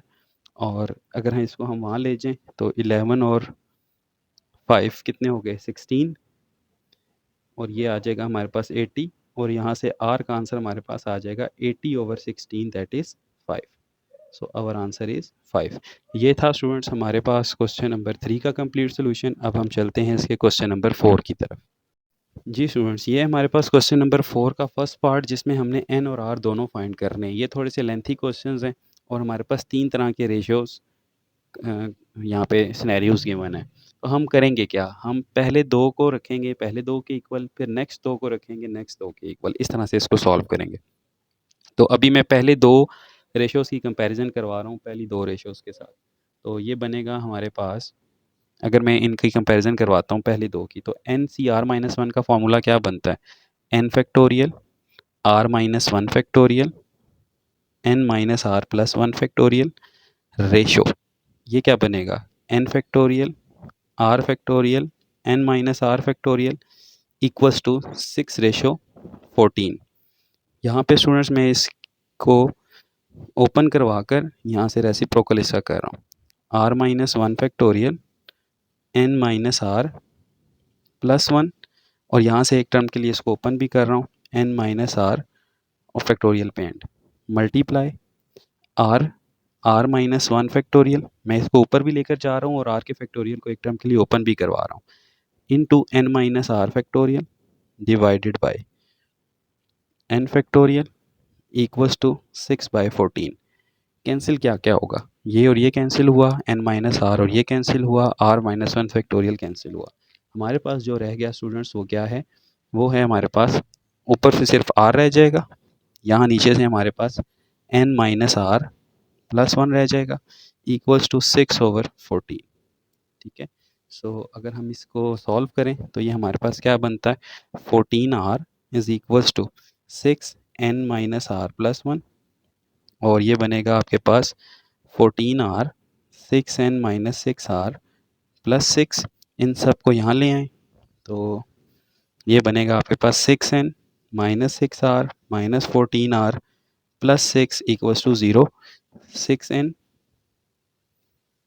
Minus 20r plus 6 equals to 0, और अगर हम इसमें से 3 कॉमन ले लें तो ये हमारे पास बनेगा 3n माइनस 2 कॉमन ले लें 10r और प्लस 3 इक्वल्स टू 0। तो यहाँ से एक इक्वेशन बन जाएगी आपके पास, और वो इक्वेशन ये होगी स्टूडेंट्स के 3n minus 10r is equals to -3, इसको आप 1 कह लें। ठीक है, ये इक्वेशन जो है वो आपकी यूज़ होगी आगे साइमल्टेनियसली टाइप एन और आर फाइंड करने के लिए। अभी हमने स्टूडेंट्स इन 2 वैल्यूज़ का कंपैरिजन करवाया था, अब हम इन 2 का करवा रहे हैं लास्ट 2 के साथ। सो नाउ अगर मैं यहाँ पे लाइन लगा लूँ तो आपके लिए थोड़ा सा इजी हो जाएगा। सो अब हम लास्ट को कर रहे हैं, एन सी आर को हम क्या लिख सकते हैं, N factorial are factorial N minus are factorial ratio, इनको ओपन करते हैं तो N factorial R plus 1 factorial N minus are minus 1 factorial. ठीक है, इक्वल्स टू 14/21। अब स्टूडेंट्स हमने इसको रेसिप्रोकल करना है, सो ये हमारे पास बन जाएगा स्टूडेंट्स एन का फैक्टोरियल ओवर आर का फैक्टोरियल अगर मैं इसको एक टर्म के लिए ओपन करूं तो ये बनेगा n-r के फैक्टोरियल पे एंड मल्टीप्लाई, इसको ऊपर लेकर जा रहा हूँ, ऊपर भी लेकर जा रहा हूँ और एक एक टर्म ओपन भी कर रहा हूँ। r प्लस वन का फैक्टोरियल क्या बनता है, r प्लस वन और r के फैक्टोरियल पे एंड हो जाएगा। इसी तरह n-r-1 का factorial divided by n factorial, और इसको अगर हम देखें तो ये 7 के टेबल से कैंसिल हो रहा है, 2/3 आ जाएगा। ठीक है, अब कैंसिल क्या क्या हो रहा है, r फैक्टोरियल n-r-1 फैक्टोरियल और n का फैक्टोरियल क्या रह गया, r प्लस वन, ठीक है, over n-r is equals to 2/3। और यहाँ से अगर हम इसको सॉल्व करते हैं तो ये बनता है हमारे पास 3r प्लस थ्री 2n-2r, और अगर हम इनको वहाँ ले जाएं तो ये बनेगा 2n-2r minus 3r-3 equals to 0, और फर्दर ये बनेगा 2n-5r, और ये -3 मैं वहाँ लेके जा रहा हूँ, that is +3। This is equation number 2। अब स्टूडेंट्स हमारे पास इक्वेशन 1 भी है, 2 भी है, साइमल्टेनियस इक्वेशंस हैं, इनको सॉल्व करके हम n और r निकाल सकते हैं। तो स्टूडेंट्स ये हमारे पास पहली इक्वेशन थी 3n minus 10r is equals to -3, और दूसरी इक्वेशन है 2n minus 5r is equals to 3। इसको 1 कह देते हैं और इसको 2 कह देते हैं। हम साइमल्टेनियसली सॉल्व कर रहे हैं। साइमल्टेनियस इक्वेशंस को सॉल्व करने के हमारे पास 5 मेथड्स हैं, comparison, substitution, elimination, Cramer rule and matrix inversion. तो यहाँ पे हम जो है वो एलिमिनेशन मेथड लगा रहे हैं कि हम यहाँ से एक वेरिएबल को एलिमिनेट कर देंगे। अगर हम इक्वेशन 2 को 2 से मल्टीप्लाई करें और सब्ट्रैक्ट कर दें दोनों को, तो ये हमारे पास आर फैक्टर कैंसिल हो जाएगा। तो हम लिखेंगे multiplying equation 2 by 2 and subtract, तो ये बनेगा 3n minus 10r is equal to -3। इसको 2 से मल्टीप्लाई करें, this will B 4n, this will B 10r and this will B 6। और क्या करना है, सब्ट्रैक्ट करना है। सब्ट्रैक्शन से हमेशा साइन चेंज हो जाते हैं, ये माइनस हो जाएगा, ये प्लस हो जाएगा, ये माइनस, ये कैंसिल आउट, यहाँ आ जाएगा -n और यहाँ पे आ जाएगा आपके पास माइनस के 9। So this implies your n is equal to 9। N का आंसर 9 आ गया स्टूडेंट्स। अब यही एन का आंसर आप इन दोनों में से किसी एक में पुट करके आर निकाल सकते हैं। तो मैं इक्वेशन 2 में पुट कर रहा हूँ, put N in equation 2। So ये बनेगा आपके पास 2n minus 5r is equal to 3। So 2 into 9 minus 5r is equal to 3, this will be 18 minus 3 is equal to 5r, और यहाँ से स्टूडेंट्स आर का जो आंसर आपके पास आएगा दैट विल बी 3। देखें ये बनेगा 15, 5 से डिवाइड कर दें तो आर का आंसर आ जाएगा 3। तो इस तरह से आपके पास एन और आर का आंसर आ गया। अब चलते हैं इसके पार्ट नंबर 2 की तरफ।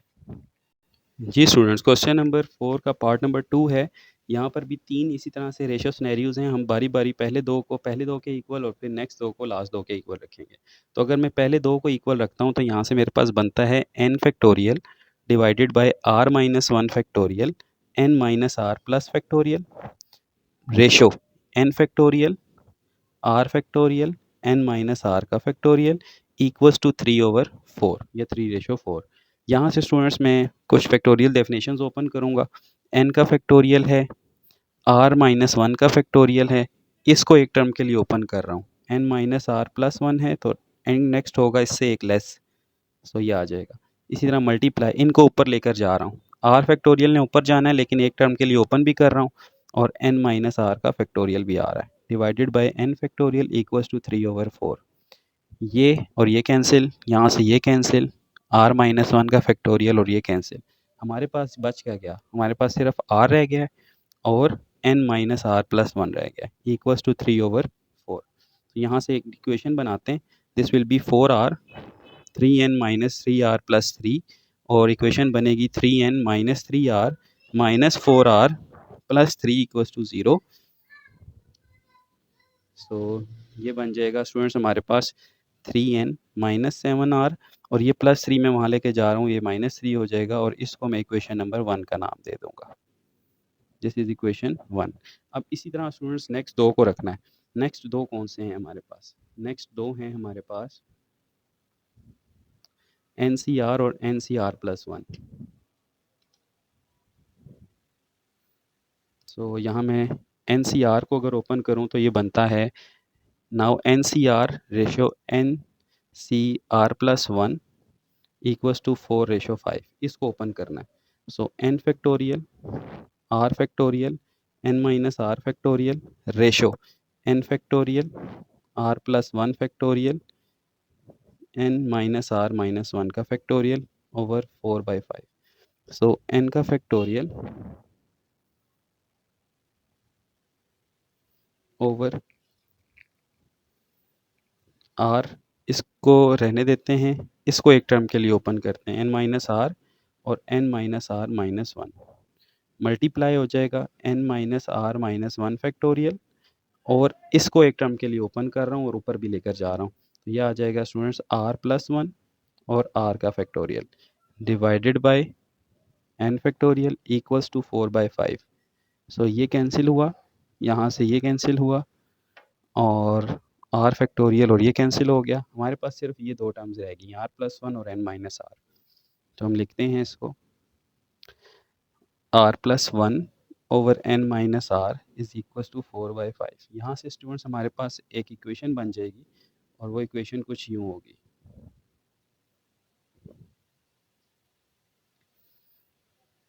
कि 5r plus 5 is equal to 4n minus 4r। ठीक है, सो ये बन जाएगा हमारे पास 4n minus 4r minus 5r minus 5 equals to 0, 4n minus 9r equals to plus 5। So students ये हैं हमारे पास इक्वेशन नंबर 2। अब इक्वेशन 1 और 2 को सॉल्व करना है और हमें आंसर निकालना है। अब इक्वेशन 1 थी नाउ सॉल्विंग, अगर मैं यहाँ पे बीच में एक लाइन लगा दूँ तो आपके लिए आसानी हो जाएगी समझने में।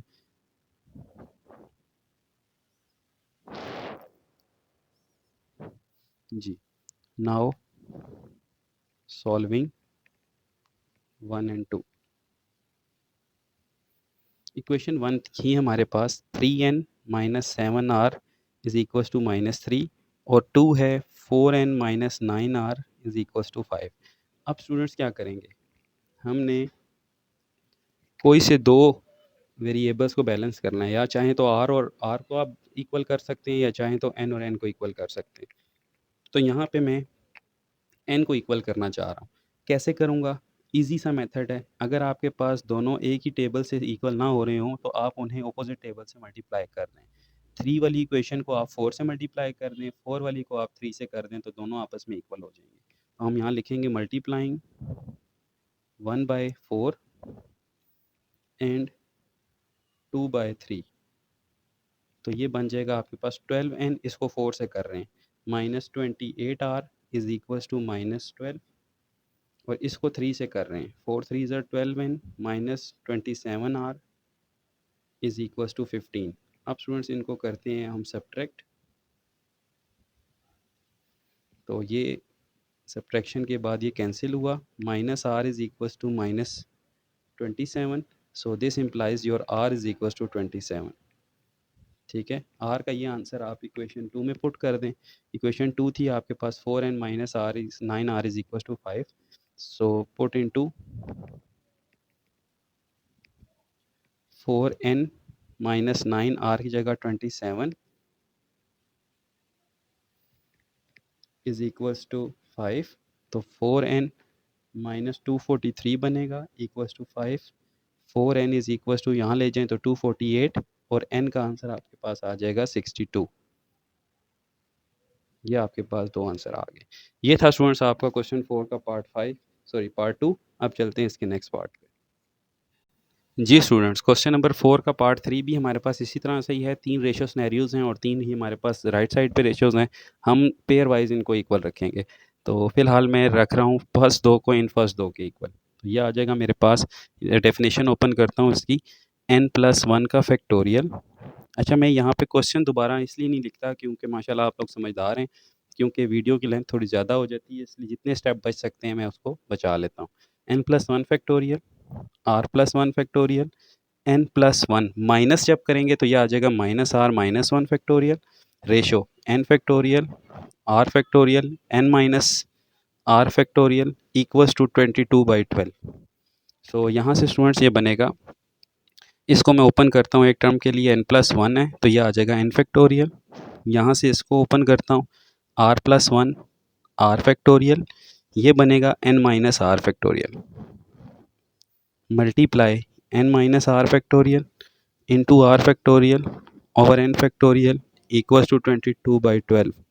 ये और ये कैंसिल, ये और ये कैंसिल हो जाएंगे, r फैक्टोरियल और ये कैंसिल, तो क्या रह गया हमारे पास n+1 r+1 22/12।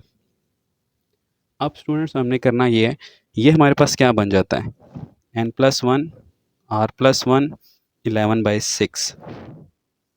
ठीक है, ये कैंसिल भी हो जाता है हमारे पास। सो ये आ जाएगा हमारे पास 6n+6 11r+11, और हम r को इकट्ठा करते हैं यहाँ पे 6n-11r 11-6 करते हैं तो ये 5। ये हमारे पास एक फर्स्ट इक्वेशन बन गई, इसको हम बॉक्स में बंद कर लेते हैं। अब स्टूडेंट्स हमने नेक्स्ट दो को इक्वल करना है।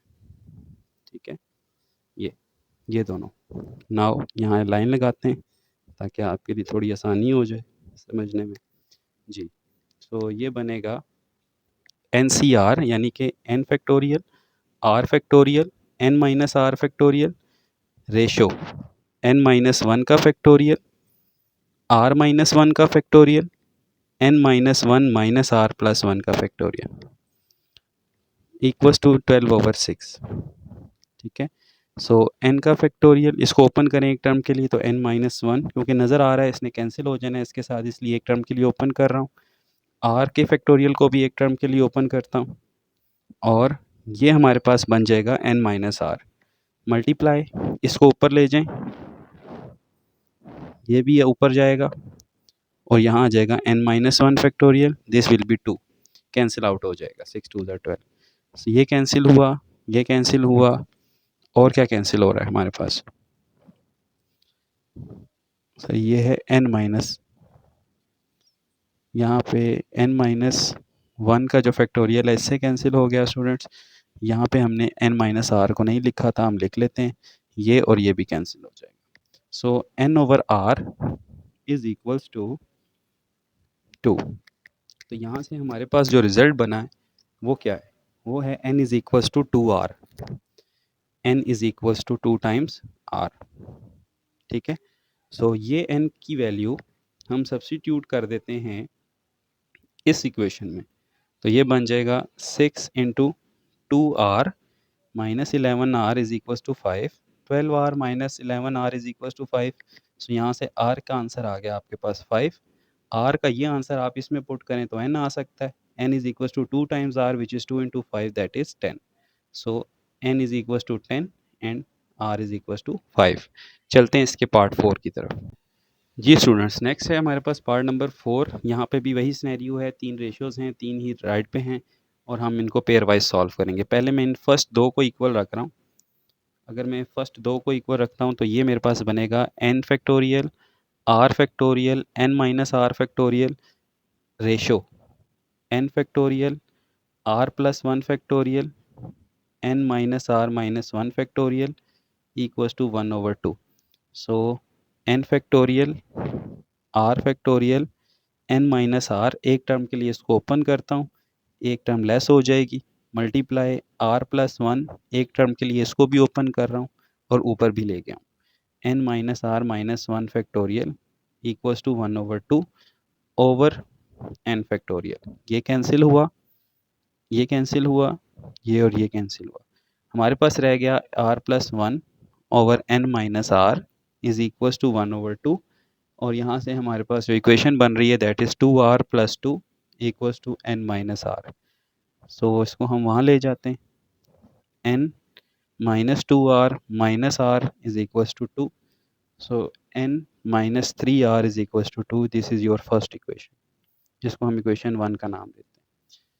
अब राइट साइड पे हमने स्टूडेंट्स इन दोनों के इक्वल रखना है, तो ये बनेगा हमारे पास n फैक्टोरियल। अगर हम इनकी डेफिनेशन को देखें तो NCR+1 है, तो n factorial over r+1 factorial n-r-1 factorial ratio n factorial r+2 factorial n minus r minus 2 factorial equals to 2/3। ये बनेगा n factorial r+1 factorial n minus r minus 1, एक टर्म के लिए ओपन करता हूँ तो n माइनस r माइनस 2 पे and हो जाएगा, मल्टीप्लाई r+2 है, ऊपर भी लेकर जा रहा हूँ और एक टर्म के लिए ओपन भी कर रहा हूँ, ठीक है। और साथ क्या आ रहा है, साथ आ जाएगा n minus r minus 2 factorial divided by n factorial equal था 2/3 के। ज़रा सा यहाँ से समझ लीजिएगा कि जगह नहीं थी इसलिए मैंने इक्वल वाली चीज़ यहाँ पे लिख दी है। ये और ये कैंसिल हुआ, r+1 फैक्टोरियल ये कैंसिल हुआ, n फैक्टोरियल कैंसिल हुआ, हमारे पास रह गया r+2 और डिनोमिनेटर में रह गया n minus r minus 1 equals to 2/3। So this will be 3r + 6 2n minus 2r minus 2। और अगर हम इसे सॉल्व करते हैं, सारे को सॉल्व करने के बाद इक्वेशन बनेगी हमारे पास 2n minus 5r is equals to 8। This is second equation. अब स्टूडेंट्स फर्स्ट और सेकंड इक्वेशन को अगर हम सॉल्व करें तो हम यहाँ से n और r निकाल सकते हैं। सो फर्स्ट इक्वेशन में हमारे पास n माइनस 3 आ रहा है, अगर हम उसे 2 से मल्टीप्लाई कर दें यहाँ पे तो ये कैंसिल आउट हो सकते हैं। हम लिखेंगे multiplying 1/2 and subtract, so 2n minus 5r is equal to 8। यहाँ से अगर मैं इसको 2 से करता हूँ तो 2n minus 6r is equal to 4। So subtraction से ये कैंसिल आउट हो जाएंगे, यहाँ आ जाएगा r और यहाँ आ जाएगा 4। तो स्टूडेंट्स r का आंसर आपके पास क्या आ गया, 4 आ गया। अगर r 4 है तो r आप इस इक्वेशन में पुट कर दें, so n minus 3 into 4 is equal to 2, n is equal to 12 plus 2, 2 plus 12 कर लें, सो n का आंसर आपके पास आ गया 14। सो ये था स्टूडेंट्स आपके पास क्वेश्चन नंबर 4 का कंप्लीट सोल्यूशन, ये पार्ट नंबर 4 था। उम्मीद है आपको समझ आई होगी। अब हम इससे नेक्स्ट क्वेश्चन पे चलते हैं, दैट इज क्वेश्चन नंबर 5 और वो वर्ड प्रॉब्लम्स की। जी स्टूडेंट्स, अब हम चलते हैं इसके क्वेश्चन नंबर 5 की तरफ। क्वेश्चन 5 है, in how many ways can 11 players be chosen out of 16। और दो पार्ट्स हैं कि पार्ट ए में है देयर इज़ नो रिस्ट्रिक्शन और पार्ट बी में है a particular player is always chosen. तो सबसे पहले हम पार्ट ए के सोल्यूशन की अगर बात करें तो स्टूडेंट्स हमारे पास टोटल नंबर ऑफ चॉइसेस कितनी है, टोटल चॉइसेस हैं हमारे पास 16 और हमने जो सिलेक्शन करनी है to be select that is 11। So this is our n and this is our r। अब ए पार्ट में हमें कहा गया है कि 16 में से 11 आपने सेलेक्ट करने हैं और कोई रिस्ट्रिक्शन नहीं है, इसका मतलब कि रेपिटेशन हो सकती है और रेपिटेशन अगर हो सकती है तो ये क्वेश्चन कम्बिनेशन का है ना कि परमुटेशन का। परमुटेशन में ऑर्डर मैटर करता है, कम्बिनेशन में कोई ऑर्डर मैटर नहीं करता। So there is no restriction, so number of ways हमारे पास होंगे NCR जो कि बनेंगे 16C11। और अगर आप 16C11 निकालते हैं कैलकुलेटर से स्टूडेंट्स तो ये आपके पास आता है 4368 वेज, और यहाँ हम लिख देंगे विदाउट रिस्ट्रिक्शन।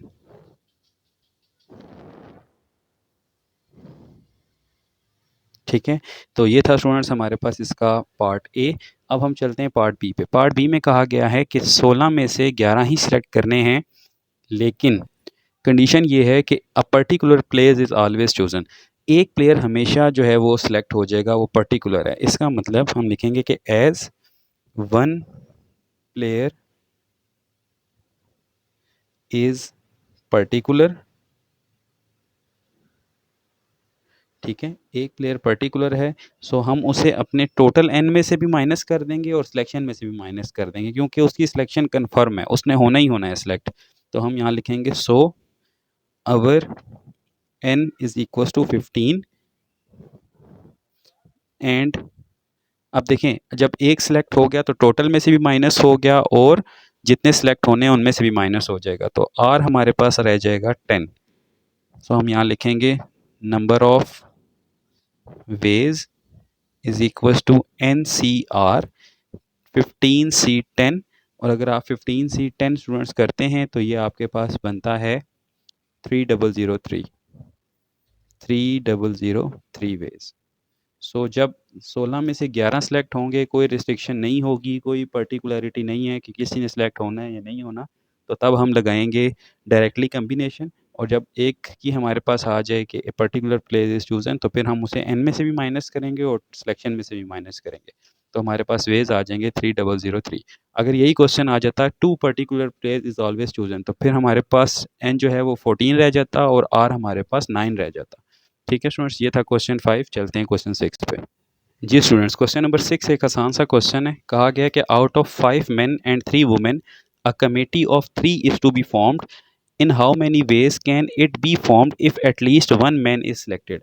आपके पास खवातीन की तादाद 3 है और मर्द हजरात की तादाद 5 है। इन 8 बंदों में से आपने 3 बंदों पे मुश्तमिल एक कमेटी बनानी है, जिसमें कंडीशन ये है कि कम से कम एक मर्द जो है वो उस कमेटी में लाजमी होना चाहिए। अब ये इन वर्ड्स को समझना ज़रूरी है। एटलीस्ट का मतलब होता है कम से कम, ज़्यादा से ज़्यादा की कोई कंडीशन नहीं है। देखें, कम से कम एक होना चाहिए और कमेटी है 3 बंदों की, तो ज़्यादा से ज़्यादा तीनों के तीनों मेल भी हो सकते हैं। ठीक है, सो एट लीस्ट और एट मोस्ट के वर्ड्स जहाँ पे भी आए इनको समझना बहुत ज़रूरी होता है। जैसा कि आप देखते हैं कि एग्ज़ाम में आपको कहा जाता है कि for passing criteria your marks should be at least 40 या एट लीस्ट 33। तो 100 में से अगर कम से कम 33 होंगे तो आप पास होंगे। अब देखें, कम से कम की कंडीशन है, लेकिन ज़्यादा से ज़्यादा पे कुछ नहीं पता, आप 100 भी ले सकते हैं। तो यहाँ पर 3 बंदों की कमेटी बनानी है, लेकिन कम से कम एक मेल उसमें होना चाहिए। तो ज़्यादा से ज़्यादा तीनों के तीनों मेल भी हो सकते हैं। तो 3 केसेस हमारे पास यहाँ बनेंगे। हम यहाँ पहले लिख लेते हैं कि मेल कितने हैं। मेन हैं हमारे पास 5, वुमेन हैं हमारे पास 3, तो टोटल कितने होंगे? टोटल हो जाएंगे 8। ठीक है, अब हम यहाँ लिखते हैं कमेटीज टू बी फॉर्म्ड, या आर हमारे पास कितनी हैं? 3 हैं। हम यहाँ लिखते हैं बाय कंडीशन एट लीस्ट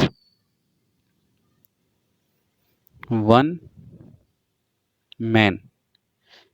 तो देखें, अब मैन कितने हैं? 5 हैं। 5 में से कम एक सिलेक्ट होगा और कमेटी बनानी है 3 की, तो भी इसका मतलब खवातीन में से आपको 2 सिलेक्ट करनी पड़ेंगी। ठीक है, एक मेल सेलेक्ट हुआ, 2 फीमेल सेलेक्ट हुई, कमेटी बन गई 3 बंदों की। अच्छा, एटलीस्ट 1 का आता, हो सकता है कि अगले केस में 2 मेल सेलेक्ट हो जाएं और एक आपके पास फिर 3 पूरी करने के लिए एक खातून सेलेक्ट करनी पड़ेगी। अब हो सकता है कि तीनों के तीनों, एटलीस्ट की कंडीशन थी ना, एटलीस्ट 1 हो गया, 2 भी हो सकते हैं और 3 के 3 भी मेल हो सकते हैं। तो तीनों के तीनों हो गए आपके पास मेल और फीमेल आपके पास फिर कोई सिलेक्ट नहीं होगी। सो इन पॉसिबल केसेस को अगर हम सम अप करते हैं तो ये बनता है हमारे पास 15 + 30 + 10, और अगर हम इनको टोटल करें तो ये बनता है 55 वेज। सो स्टूडेंट्स, 55 वेज हमारे पास होंगे जिसमें हम कमेटी बना सकते हैं 3 बंदों पर मुश्तमिल, जिसमें कम से कम एक मर्द मौजूद होगा। तो कम से कम एक, ज़्यादा से ज़्यादा 2 और सबसे ज़्यादा तीनों के तीनों मेल भी हो सकते हैं। तो ये था आपके पास क्वेश्चन नंबर 6। अब चलते हैं 7 की तरफ। क्वेश्चन 7 है स्टूडेंट्स हमारे पास, a committee of 5 member is to be formed out of 6 men and 4 women. 6 मर्द हजरात हैं, 4 खवातीन हैं, जिसमें से आपने 5 बंदों पर मुश्तमिल एक कमेटी बनानी है, लेकिन कंडीशन ये है कि एग्जैक्टली 2, पहली कंडीशन ये है कि ऐसी कमेटी बनाएं जिसमें एग्जैक्टली 2 जो है वो वुमेन हो। तो देखें, 5 बंदों की कमेटी है, 2 जो है वो वुमेन होंगी, तो 3 फिर क्या होंगे? मैन होंगे। तो हम यहाँ लिखते हैं कि when exactly 2 there should be 1 case. So हम लिखेंगे number of ways in case of exactly 2 women. तो देखें, वुमेन कितनी थी? 4। 4 में से 2 आपने वुमेन सेलेक्ट करनी है और 5 बंदों को पूरा करने के लिए फिर 6 में से बाकी आपको 3 मेल सेलेक्ट करने पड़ेंगे। तो इस सिनेरियो को अगर हम सॉल्व करते हैं तो ये हमारे पास बनता है 120 वेज। ये लीजिए, ये आपका आ गया आंसर। 120 वेज में आप एग्जैक्टली 2 वुमेन के साथ एक 5 बंदों पर मुश्तमिल कमेटी बना सकते हैं। नेक्स्ट केस है कि एटलीस्ट 2 वुमेन, 5 बंदों की कमेटी है और ऐसी सिनेरियो बनानी है आपने कि जिसमें कम से कम 2 खवातीन हो। अब देखें, 5 बंदे हैं और 2 खवातीन हैं, तो ज़्यादा से ज़्यादा 3 भी हो सकती हैं हाथों और ज़्यादा से ज़्यादा 4 तक जा सकती हैं, क्योंकि वुमेन की तादाद 4 है। तो हम यहाँ लिखते हैं at least 2 women. So number of veg, देखें एटलीस्ट 2 है ना, तो पहला केस बनेगा 4C2 और फिर 5 पूरी करने के लिए मेल में से 3 सेलेक्ट करने पड़ेंगे, प्लस अगर 2 की जगह 3 कर दें, 3 भी हो सकती हैं ख़वातीन, तो फिर 5 पूरी करने के लिए मेल में से 2 सेलेक्ट करने पड़ेंगे और फिर हो सकता है कि 4 भी हो जाएँ, क्योंकि एटलीस्ट की कंडीशन है ना, मैक्सिमम तक जाना है हमने। जहाँ भी एटलीस्ट आ जाए वुमेन, तो वुमेन की तादाद 4 है, तो आपने 2 से शुरू होकर 4 तक जाना है। सो 4C4 और फिर 5 पूरी करने के लिए 1 मेल। अब देखें इससे ज़्यादा नहीं हो सकती, क्योंकि हमारे पास 4C5 नहीं हो सकता। ये या तो इक्वल हो सकते हैं या ये आर लेस हो सकता है। तो ये ऑप्टिमम केस है हमारे पास जिसमें कम से कम 2 ख़वातीन होंगी। तो इन सारों को अगर हम ऐड करें, तो स्टूडेंट्स इसको हम ऐड करते हैं यहाँ पे इस तरह से, देखिएगा 4C2 मल्टीप्लाई 6C3, ये बन गया हमारे पास 120 plus 4C3 multiply 6C2 plus 60 plus 4C4 multiply 6C1, ये बन जाएगा हमारे पास 6। इन सारों को अगर हम ऐड करते हैं तो ये बनता है 186 वेज। सो स्टूडेंट्स, ये हमारे पास नंबर ऑफ़ वेज थे जिनमें हमारे पास 5 बंदों की कमेटी बनेगी, जिसमें कम से कम 2 ख़वातीन होंगी। अब आगे आ जाए, यहाँ पे कहता है कि एट मोस्ट 2 वुमेन, ज़्यादा से ज़्यादा 2। ज़्यादा से ज़्यादा 2 का मतलब कि अब आपने 2 से आगे नहीं जा सकते, 2 से पीछे जा सकते हैं। ज़्यादा से ज़्यादा 2 मतलब 2 भी हो सकती हैं, 1 भी हो सकती है और कोई ख़ातून सेलेक्ट नहीं हो सकती। तो एट मोस्ट में हम जो है ना वो 0 तक जाते हैं। 2 से स्टार्ट होके 0 तक, और एट लीस्ट में हम 2 से स्टार्ट होकर नंबर ऑफ़ पॉसिबल वैल्यूज़ तक जाते हैं। तो यहाँ पे जो हमारे पास केस बनेगा स्टूडेंट, देखें एट मोस्ट 2 वुमेन, तो हम लिखेंगे number of ways equals to, at most 2 है ना, तो पहला बनेगा 4C2, तो 6C3 करना पड़ेगा। 6 और 4 10, 3 और 2 5। ठीक है स्टूडेंट, नंबर ऑफ़ इन दोनों का जो सम है ना, ये आपके टोटल n के इक्वल होना चाहिए, और इन दोनों वैल्यूज़ का सम आपका r के इक्वल होना चाहिए। r आपका यहाँ पे 5 मेंबर्स है। अच्छा, एट मोस्ट 2 है। अब देखें ज़्यादा से ज़्यादा 2 सेलेक्ट होगी, हो सकता है कि 1 सेलेक्ट हो, तो फिर 5 पूरी करने के लिए मेल में से आपको 4 सेलेक्ट करने पड़ेंगे। हो सकता है कोई सेलेक्ट ना हो, 4C0, और मेल में से फिर 5 के 5 सेलेक्ट हो जाएंगे। इन सारे सिनेरियोज़ को अगर हम जमा करते हैं तो ये हमारे पास बनता है स्टूडेंट्स 4C2, ये तो आ जाएगा 120, पिछले क्वेश्चन में किया था। 4C1 मल्टीप्लाई 6C4, ये बनेगा 60, और ये बनेगा हमारे पास 4C0 मल्टीप्लाई 6C5, ये बनेगा 6। तो इसका भी आंसर हमारे पास क्या आ गया, 186 वेज। सो 186 वेज ऐसे हैं जिनमें हमारे पास 5 बंदों की कमेटी बनेगी, और उसमें ज़्यादा से ज़्यादा 2 ख़वातीन होंगी। ठीक है, जैसे प्रीवियस में कम से कम 2 ख़वातीन थी, इसमें ज़्यादा से ज़्यादा 2 हैं। सो ये था हमारे पास क्वेश्चन नंबर 7, इंपॉर्टेंट है, पेपर में आ सकता है। अब हम चलते हैं क्वेश्चन 8 की तरफ। जी स्टूडेंट्स, क्वेश्चन नंबर 8 है हमारे पास कि there are 10 points on a circle. एक सर्कल है जिस पे 10 पॉइंट्स हैं। ठीक है, find the number of lines and number of triangles. एक बात ध्यान में रखिएगा स्टूडेंट्स कि अगर आपके पास बंडल ऑफ पॉइंट्स हैं, फॉर एग्जांपल ये पॉइंट्स हैं, तो लाइन जब भी बनती है वो 2 पॉइंट्स को ज्वाइन करने से बनती है। ठीक है, यानी कि लाइन को बनने के लिए 2 पॉइंट्स का होना ज़रूरी है। तो हमारे पास 10 पॉइंट्स हैं और हमने नंबर ऑफ लाइंस फाइंड करनी है। तो हम सबसे पहले यहाँ पे लाइंस का सॉल्यूशन लिखेंगे और यहाँ पे ट्रायंगल्स का। तो हम देखते हैं कि नंबर ऑफ पॉइंट्स, हमारे पास पॉइंट्स कितने हैं, यानी dots, n is equals to 10 dots हैं। ठीक है, 10 पॉइंट्स ऑन अ सर्कल है। और हम लिखते हैं number of lines, number of lines, इसके लिए इंफॉर्मेशन यहाँ लिखेंगे as line can be formed, can be formed by joining 2 points. तो स्टूडेंट्स, हमें यहाँ पे r की इंफॉर्मेशन मिल गई, this implies r is equal to 2। 2 points को मिलाने से लाइन बनती है, तो r हो गया 2, n था आपके पास 10। सो नंबर ऑफ लाइंस कितनी हो जाएंगी हमारे पास, 10C2, और 10C2 अगर हम करते हैं तो ये बनता है 45। तो स्टूडेंट्स, अगर आपके पास स्पेस में 10 पॉइंट्स गिवन हो तो उनको मिलाने से आपके पास जो लाइंस बनेगी वो 45 लाइंस होंगी। सो ये था इसका पार्ट 1 का सॉल्यूशन। पार्ट 2 में स्टूडेंट्स बनता है ट्राइंगल कैन बी फॉर्म्ड। अब ये हमें पता है कि नंबर ऑफ पॉइंट्स हमारे पास कितने हैं, वो हैं n इज इक्वल टू 10 और नंबर ऑफ ट्राइंगल्स ये है हमारे पास as triangle can be formed. Triangle को बनने के लिए हमारे पास स्टूडेंट्स 3 पॉइंट्स का होना ज़रूरी है, 3 पॉइंट से मिलकर ट्राइंगल बनती है। So number of triangles as triangle can be formed by join 3 points. So r की इंफॉर्मेशन मिल गई that is 3। So number of triangles कितनी हो जाएंगे हमारे पास 10C3 और अगर हम 10C3 करते हैं तो ये स्टूडेंट्स हमारे पास आता है 120। सो हमारे पास जो ट्राइंगल्स बन सकती हैं 10 पॉइंट से वो 120 ट्राइंगल्स बन सकती हैं। सो ये था क्वेश्चन नंबर 8। चलते हैं क्वेश्चन 9 की तरफ। क्वेश्चन नंबर 9 स्टूडेंट एक इंटरेस्टिंग क्वेश्चन है, लेकिन इसको करने से पहले मैं आपको थोड़ी सी एग्जांपल देना चाहूँगा। क्वेश्चन ये है कि find the number of diagonals in n sided polygon. Diagonals और लाइंस में क्या फ़र्क है स्टूडेंट्स, देखें कोई भी हमारे पास 2 पॉइंट्स अगर हों उनको ज्वाइन करने से हमेशा हमारे पास क्या बनती है, लाइन सेगमेंट बनती है। और डायगोनल्स हम कहते हैं किसी भी क्लोज्ड फिगर के अंदर जो बनने वाली लाइन सेगमेंट्स होती हैं उनको हम डायगोनल्स कहते हैं। मैं आपके सामने यहाँ पर एक पेंटागन बना रहा हूँ, 1 2 3 4 एंड 5। ये मैंने 5 पॉइंट्स लगाए हैं। अगर मैं इन 5 पॉइंट्स को मिलाता हूँ तो स्टूडेंट्स मेरे पास कितनी लाइंस बनती हैं, 5 लाइंस बनती हैं। And this is the pentagon. इनको मैंने मिला लिया, ये 5 साइड्स बन गई। ठीक है, अब हमने डायगोनल्स बनाने हैं। डायगोनल्स कहते हैं पॉलीगॉन या क्लोज फिगर के अंदर बनने वाली लाइंस को। देखें मैं इसको इस पॉइंट से मिलाता हूँ, एक डायगोनल, इसको इस पॉइंट से मिलाता हूँ, 2 डायगोनल, इसको इस पॉइंट से मिलाता हूँ, 3 डायगोनल्स, इसको इस पॉइंट से मिला देता हूँ, 4 डायगोनल्स और इसको इस पॉइंट से मिला देता हूँ, 5 डायगोनल्स। हमारे पास एक पेंटागन के अंदर 10 लाइंस हैं।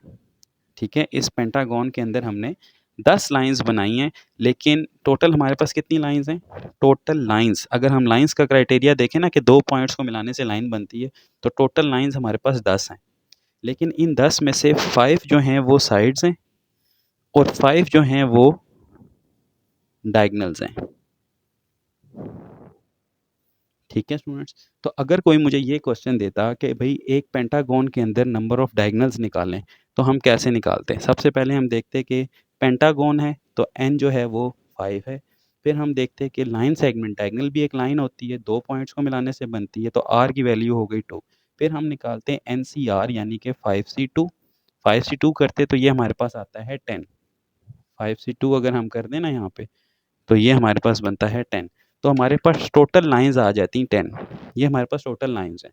अब इन टोटल लाइंस में से अगर हम साइड्स को माइनस कर देते, साइड्स को क्या कर देते, माइनस कर देते हैं, तो हमारे पास नंबर ऑफ डायगोनल्स आ जाते हैं। डायगोनल हम इंटरनली लाइंस को देखते हैं, वो हमारे पास साइड्स नहीं होती। ये तो टोटल लाइंस आ गई ना, टोटल साइड्स इंक्लूडिंग डायगोनल्स आ गई। तो हम क्या करेंगे यहाँ पे 5C2 में से क्या माइनस कर देंगे, नंबर ऑफ साइड्स जो कि हमारे पास क्या थी, 5 थी। तो ये हमारे पास जो आता, दिस इज़ अवर डायगोनल्स। तो अब स्टूडेंट्स इसी सिनेरियो को आप ले जाएं एन के ऊपर।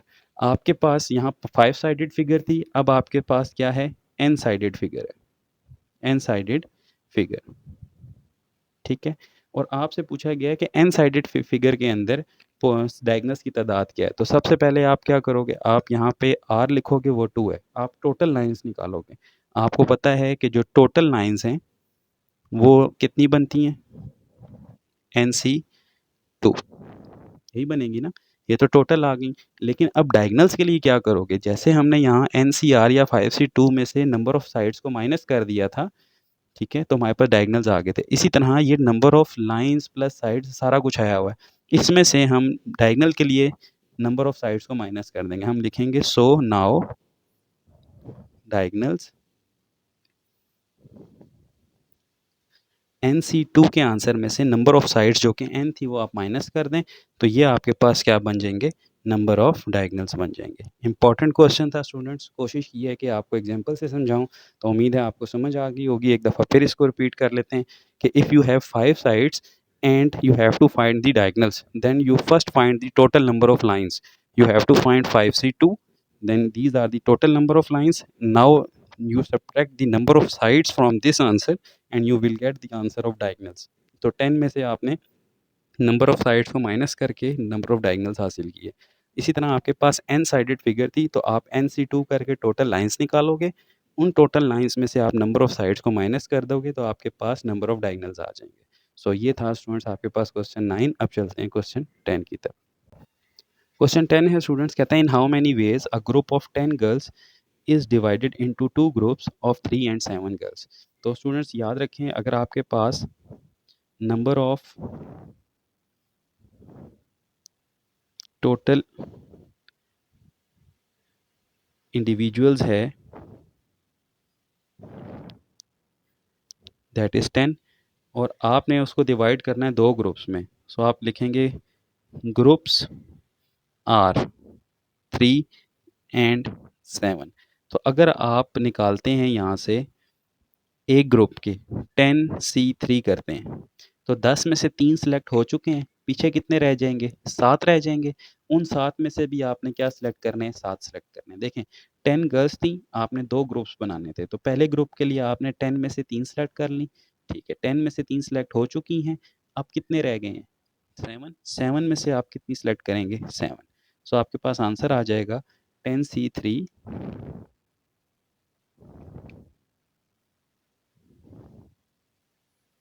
120 इंटू 7C1 7। सो 120 वेज में आप जो है वो 10 गर्ल्स के ग्रुप को डिवाइड कर सकते हैं 3 और 7 के पार्टीशन में। अच्छा, अब यहाँ पे बात ये है कि बुक में ये आंसर नहीं है। वैसे तो आंसर इसका ये है 120 वेज है। बुक में जो आंसर है वो इस सूरत में आ सकता है कि अगर आप अपने क्वेश्चन को इस तरह से सॉल्व करें। ठीक है, कि टोटल नंबर ऑफ इंडिविजुअल्स अगर आपके पास कितनी है? 10 है। आपने पहला ग्रुप बनाना है R1 का दैट इज़ 3, तो आप निकालेंगे 10C3 दैट इज़ 120। R2 आपने बनाना है 7 का तो आप दोबारा से निकालेंगे 10C7। दोनों का आंसर 120, दोनों को आप मल्टीप्लाई कर देंगे तो आपके पास आ जाएगा 1440। So this is another way to find the complete and without repetition case. तो आप इस तरह से निकालेंगे, लेकिन अगर ये क्वेश्चन आपका पेपर में आ जाता है तो आपने इस तरह से करना है क्योंकि this is the right way to solve the question. तो बुक में जो आंसर आया हुआ है वो पिक्टोरियल वे से दूसरी तरह से आया हुआ है और अभी आपने जो क्वेश्चन पेपर में सॉल्व करना है वो इस वे से करना है। मैं इसका जेपीजी भी अटैच कर दूंगा, ये आपकी केपीके बुक में भी मौजूद है। सो ये था आपका क्वेश्चन नंबर 10। अब हम चलते हैं क्वेश्चन 11 की तरफ। जी स्टूडेंट्स, क्वेश्चन नंबर 11 है, कहता है number of diagonals in n sided polygon is 35, find the number n. अभी हमने प्रूफ किया था कि द नंबर ऑफ डायगोनल्स, हम यहाँ लिखते हैं कि as we know number of diagonals in n-sided polygon। हमें अभी अभी ये फार्मूला प्रूफ करके आए हैं स्टूडेंट। क्वेश्चन नंबर में अगर आपको दिखाऊं तो क्वेश्चन नंबर 9 है। क्वेश्चन 9 में अभी हमने ये फार्मूला प्रूफ किया है कि एन साइडेड फिगर के लिए नंबर ऑफ डायगोनल्स कैसे निकाले जाते हैं, that is NC2 minus N. तो हम यहाँ लिखेंगे polygon is equal to NC2 minus n. ठीक हो गया स्टूडेंट्स, ये फार्मूला है। अब हमें ये कहा गया है कि the number of diagonals in n sided polygon is 35। आपसे ये कहा गया है कि ये जो चीज़ है दिस इज 35, ये गिवन है। तो NC2 minus n is equal to 35 रख देंगे और इसको सॉल्व करेंगे। इसकी डेफिनेशन क्या होती है? n factorial 2 factorial n minus 2 factorial minus n is equal to 35। यहाँ पे इसको ओपन करें, n minus 1 n minus 2 factorial divided by 2 factorial n minus 2 factorial minus n is equal to 35। This will be cancel out. So ये बन जाएगा आपके पास n into n minus 1 minus 2n is equal to 35 into 2। अब देखिए यहाँ थोड़ा सा मैंने डायरेक्ट किया है काम को। यहाँ पे मैंने इस कैल्शियम लिया, n into N minus 1, 2 factorial 2 होता है, n के साथ मल्टीप्लाई हो गया और फिर ये डिवीजन वाला जो 2 था वो जाकर 35 के साथ मल्टीप्लाई हो गया। तो यहाँ पे स्टूडेंट्स आ जाएगा आपके पास N square minus N minus 2n, this is 70। और अगर मैं इसको सॉल्व करूँ तो ये बनेगा n square minus 3n minus 70 equal to 0। Now this is a quadratic in n। So factorization करते हैं इसकी, minus 10n plus 7n minus 70 equal to 0। So यहाँ से जो n का आंसर आएगा n माइनस 10 और +7 कॉमन ले लें तो n-10, सो n-10 और n+7। अब दो फैक्टर्स का प्रोडक्ट अगर ज़ीरो है तो पॉसिबल है दोनों में से कोई एक ज़ीरो होगा, तो हम दोनों को बारी बारी ज़ीरो रख लेते हैं। सो यहाँ से n का आंसर 10 आ रहा है, यहाँ से n का आंसर 7 आ रहा है, सो -7 आ रहा है, सॉरी। सो ये तो हम नहीं ले सकते, नेगेटिव है, ठीक है, ये हम एक्सेप्टेबल नहीं है। सो n आ जाएगा हमारा 10। अब बुक में जो आंसर दिया हुआ है वो 7 है, ठीक है, तो 7 एक्सेप्टेबल आंसर ही नहीं है, 7 माइनस में आता है और ना ही 7 इस इक्वेशन को सेटिस्फाई करता है। तो हम ज़रा वेरीफाई करते हैं कि क्या n का आंसर 10 जो है वो इक्वेशन को वेरीफाई कर रहा है या नहीं। तो आप यहाँ पर n की जगह 10 रखें, आप निकाल लें 10c2 और इसमें से माइनस कर दें n यानी कि 10 को, तो ये क्या बनता है 35, which is your right hand side. So इस तरह से बुक में जो आंसर है उसको करेक्ट कर लीजिएगा, इसका आंसर आपके पास 10 है। चलते हैं क्वेश्चन नंबर 12 की तरफ। जी स्टूडेंट्स, क्वेश्चन नंबर 12 है हमारे पास। एक छोटा सा क्वेश्चन है, इसकी स्टेटमेंट सबसे बड़ी है लेकिन ये क्वेश्चन सबसे छोटा है। For the post of 6 officers, 6 officers की पोस्ट के लिए there are 100 applicants, total applicants जो हैं वो 100 हैं। 2 post are reserve for serving candidates and remaining for the other. There are 20 serving candidates among the applicants. In how many ways the selection can be made? देखें, simple सा question है, total हैं आपके पास। यहाँ अगर मैं इसकी इस तरह से डायग्राम बनाऊँ तो आपको ज़्यादा समझ आ जाएगा। हमारे पास जो 100 एप्लीकेंट्स हैं, 100 एप्लीकेंट्स, उसमें से जो ओपन मेरिट हैं, ओपन मेरिट और यहाँ पे हैं सर्विंग। जब भी कोई पोस्ट अनाउंस होती है ना, तो इन सर्विस जो पहले से लोग होते हैं वो भी अप्लाई कर सकते हैं, ठीक है, ओपन मेरिट और सर्विंग। सीट्स, यहाँ पे मैं सीट्स का जिक्र कर रहा हूँ, यहाँ पे मैं कैंडिडेट्स का जिक्र कर रहा हूँ, ठीक है। देखें, ओपन टोटल हैं हमारे पास 100 कैंडिडेट्स, 100 में से जो ओपन मेरिट हैं वो होंगे हमारे पास, जो ओपन मेरिट कैंडिडेट्स हैं दैट आर 80 और सर्विंग कैंडिडेट्स हैं हमारे पास 20। जबकि जो ओपन सीट्स हैं हमारे पास वो हैं, टोटल है हमारे पास 6 सीट्स हैं ना, 6 सीट्स में से ओपन के लिए जो हमारे पास सीट्स हैं वो 4 हैं और सर्विंग कैंडिडेट्स के लिए जो सीट हैं वो 2 सीट्स हैं। तो स्टूडेंट्स, ये इस तरह से हमारे पास सिनेरियो बनता है। हमारे पास n जो था वो 100 था लेकिन वो 2 हिस्सों में डिवाइड था। 80 जो हैं वो ओपन कैंडिडेट्स हैं और 20 उसमें सर्विंग कैंडिडेट शामिल हैं। और जो 6 पोस्ट थी हमारे पास उसमें से 4 ओपन मेरिट के लिए रखी गई हैं और 2 सर्विंग कैंडिडेट्स के लिए लिखी गई हैं। तो हम यहाँ लिखेंगे नंबर ऑफ सिलेक्शंस। अब देखें, 80 ओपन मेरिट हैं और उनके लिए सीट्स कितनी हैं, 4 हैं। तो 80 लोग 4 सीट्स जो हैं वो उस पर क्वालिफाई करेंगे और 20 जो सर्विंग कैंडिडेट्स थे वो उनके लिए भी 2 सीट्स हैं, तो वो 2 सिलेक्ट होंगे 20 में से। तो 4 सिलेक्ट होंगे 80 में से और 2 सिलेक्ट होंगे 20 में से और टोटल में से फिर 6 सिलेक्ट हो जाएंगे। तो स्टूडेंट्स, इसको अगर हम सॉल्व करते हैं तो ये बनता है 80C4 मल्टीप्लाई 20C2 और ये इसको हम करते हैं तो ये बनता है 300 500 200 वेज, ठीक है students. So this is your answer. अब हम चलते हैं इसके क्वेश्चन नंबर 3 की तरफ, सॉरी 13 की तरफ। क्वेश्चन नंबर 13 है स्टूडेंट्स, कहते हैं in an examination a candidate has to pass in each of 6 subjects, in how many ways he can not qualify the examination. देखें बच्चों, सिंपल सा सिनेरियो है, एग्ज़ाम की बात हो रही है तो एग्ज़ाम एक ऐसा सिनेरियो होता है जिसके 2 पॉसिबल रिजल्ट्स होते हैं, ठीक है। या तो स्टूडेंट पास हो सकता है या फेल हो सकता है। हमारे पास लाइफ में बहुत सारे ऐसे इवेंट्स आते हैं जिसके 2 रिजल्ट होते हैं, ठीक है, या हाँ जवाब होता है या ना जवाब होता है। लाइक जो इलेक्ट्रिक स्विच है, या तो वो ऑन होगा या वो ऑफ होगा, इसके अलावा कोई थर्ड स्टेट नहीं होती। So there are 2 possible outcomes for the electric switch, either on और ऑफ। इसी तरह जब आप कॉइन को टॉस करते हैं तो कॉइन के टॉस में भी आपके पास मैक्सिमम 2 ही रिजल्ट्स आ सकते हैं, या हेड आ सकता है या टेल आ सकता है, इसके अलावा थर्ड रिजल्ट नहीं आ सकता, ठीक है। So there are 2 possible events for the tossing of coin. Similarly examination में भी अगर हम बैठते हैं तो हमारे पास 2 ही रिजल्ट्स होते हैं, या हम पास हो सकते हैं या हम फेल हो सकते हैं। तो अगर आपको यहाँ एग्जामिनेशन आ गया है तो इट मीन्स आपके पास नंबर ऑफ पॉसिबल आउटकम्स ये 2 हैं, या पास हैं या फेल हैं। और कितनी हैं सब्जेक्ट्स, हमारे पास 6 सब्जेक्ट्स हैं, ठीक है, तो हम यहाँ लिखते हैं here exam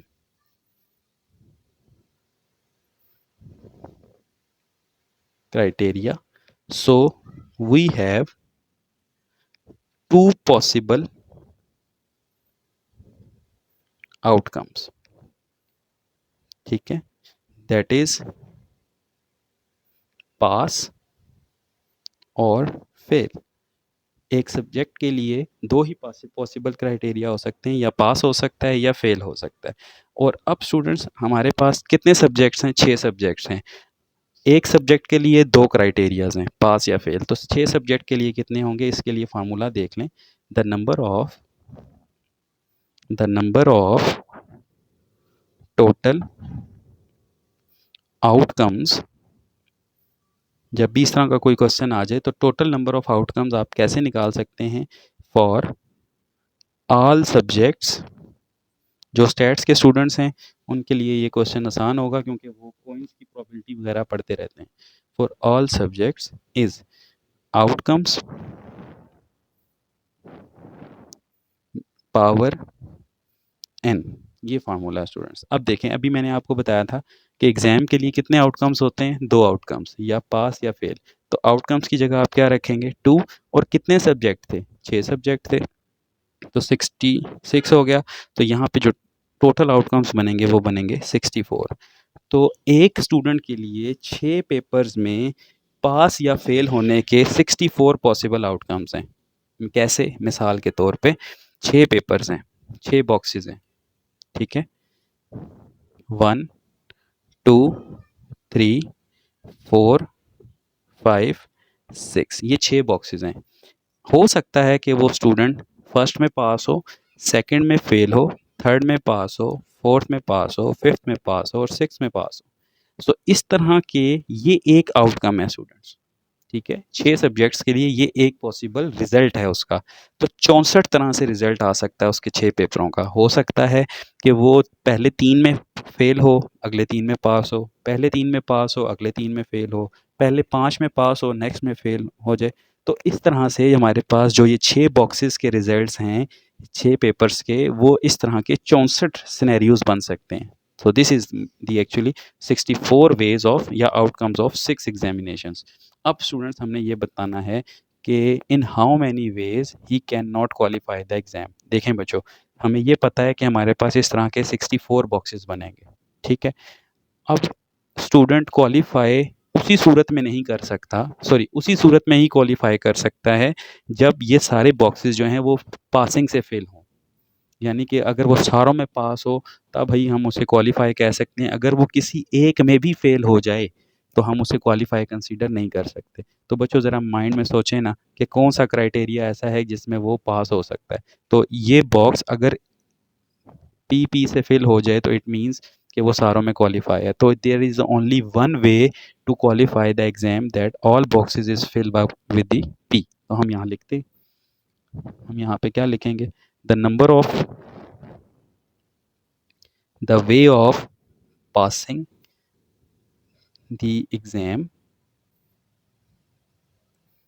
is only one when each box is filled with P। कैसे? सिर्फ एक ही 6 बॉक्सेस का रिजल्ट होगा जिसमें सारे के सारे पास आ सकते हैं, ठीक है। यही एक ऐसा केस है जिसमें वो क्वालिफाई कंसीडर होगा, अदरवाइज एक भी फेल आ गया तो वो क्वालिफाई नहीं कर सकता, ठीक है स्टूडेंट्स। इसके अलावा तो पास की नहीं हो सकता वो। तो देखें, हमने ये बताना है कि इन how many ways he can not qualify. ये एक वे है जिसमें वो पास हो सकता है। 64 में से सिर्फ एक ऐसा आउटकम आएगा जिसमें वो पास हो सकता है। तो बाकी 63 ऐसे होंगे कि जिसमें कम से कम एक एफ उसका आ रहा होगा, और कम से कम एक एफ या ज़्यादा से ज़्यादा सारे एफ में वो नॉट क्वालिफाई कंसीडर होगा। तो हम यहाँ लिखेंगे सो there are 64 minus 1 is equals to 63 ways when he does not qualify the exam। तो देखिए सिंपल सा क्वेश्चन था, लेकिन थोड़ा ट्रिकी था। आपने सबसे पहले total number of results find करने हैं, उसके लिए फार्मूला मैंने बता दिया है कि number of outcomes divide power पे n या number of papers. So 2 power 6 64, there are 64 results, possible results of 6 examination for a student, जिसमें वो डिफरेंट तरह से पास या फेल हो सकता है। अच्छा, उन 64 में से सिर्फ एक ही रिजल्ट ऐसा होगा जिसमें वो पास होगा, वो सारे के सारे पी आएंगे। इसके अलावा और कोई ऐसा सिनेरियो नहीं है जिसमें सारे में पी आए। कम से कम 1 एफ या 2 एफ या 3 एफ सब में आ रहे होंगे। तो अगर हम इस पास वाले को निकाल दें टोटल में से, तो हमारे पास नॉट क्वालिफाई का रिजल्ट आ जाएगा जिसमें वो फेल होगा। तो 63 वेज ऐसे हैं जिसमें वो क्वालिफाई नहीं कर सकता। तो ये क्वेश्चन पेपर में आ सकता है, स्टूडेंट्स इसको लाजमी तैयार कीजिएगा। चलते हैं क्वेश्चन 14 की तरफ। जी स्टूडेंट्स, क्वेश्चन 14 है हमारे पास। A question paper has 3 parts A, B and C. एक क्वेश्चन पेपर है जिसके 3 पार्ट्स हैं, ए, बी और सी, और हर एक के अंदर 8 क्वेश्चंस हैं। तो मैं यहाँ लिखता हूँ ए के अंदर भी 8 हैं, बी के अंदर भी 8 क्वेश्चंस हैं और सी में भी 8 क्वेश्चंस हैं। ठीक है। अब उसने ये करना है कि student has to choose 5 from A. ठीक है, तो हम यहाँ लिखते हैं नंबर ऑफ वेज। हमें बता दिया गया है कि 8 में से उसने 5 चूज़ करने हैं, ए में से उसने कितने चूज़ करने हैं 5, and 3 from each B and C. और बी में से भी वो 3 चूज़ करेगा और सी में से भी वो 3 चूज़ करेगा। ठीक है, सारे एक में 8 थे। ए में से 5 चूज़ करने हैं, बी में से 3 चूज़ करने हैं, सी में से 3 चूज़ करने हैं। तीनों को आपने मल्टीप्लाई कर देना है, और जब आप मल्टीप्लाई करो तो ये बनेगा 56 इंटू 56 इंटू 56। सो आपका आंसर आएगा 175616। So these are the number of ways when students choose 5 from A part, 3 from B part and 3 from C part. तो ये था स्टूडेंट्स आपका क्वेश्चन नंबर 14। बुक में इसका आंसर गलत है, वहाँ पे करेक्ट कर लीजिएगा। सो एक्सरसाइज 6.3 कंप्लीट हुई। उम्मीद है आपको समझ आई होगी, लॉजिकल थी, इंपॉर्टेंट है, पेपर में आ सकती है। सो मिलते हैं इसके नेक्स्ट लेक्चर में, जिसमें हम रिव्यू एक्सरसाइज को डिस्कस करेंगे और हमारा चैप्टर नंबर 6 भी अख्ताम पज़ीर हो जाएगा। तो इसे अपने स्टूडेंट दोस्तों और फेलोज़ के साथ शेयर कीजिएगा।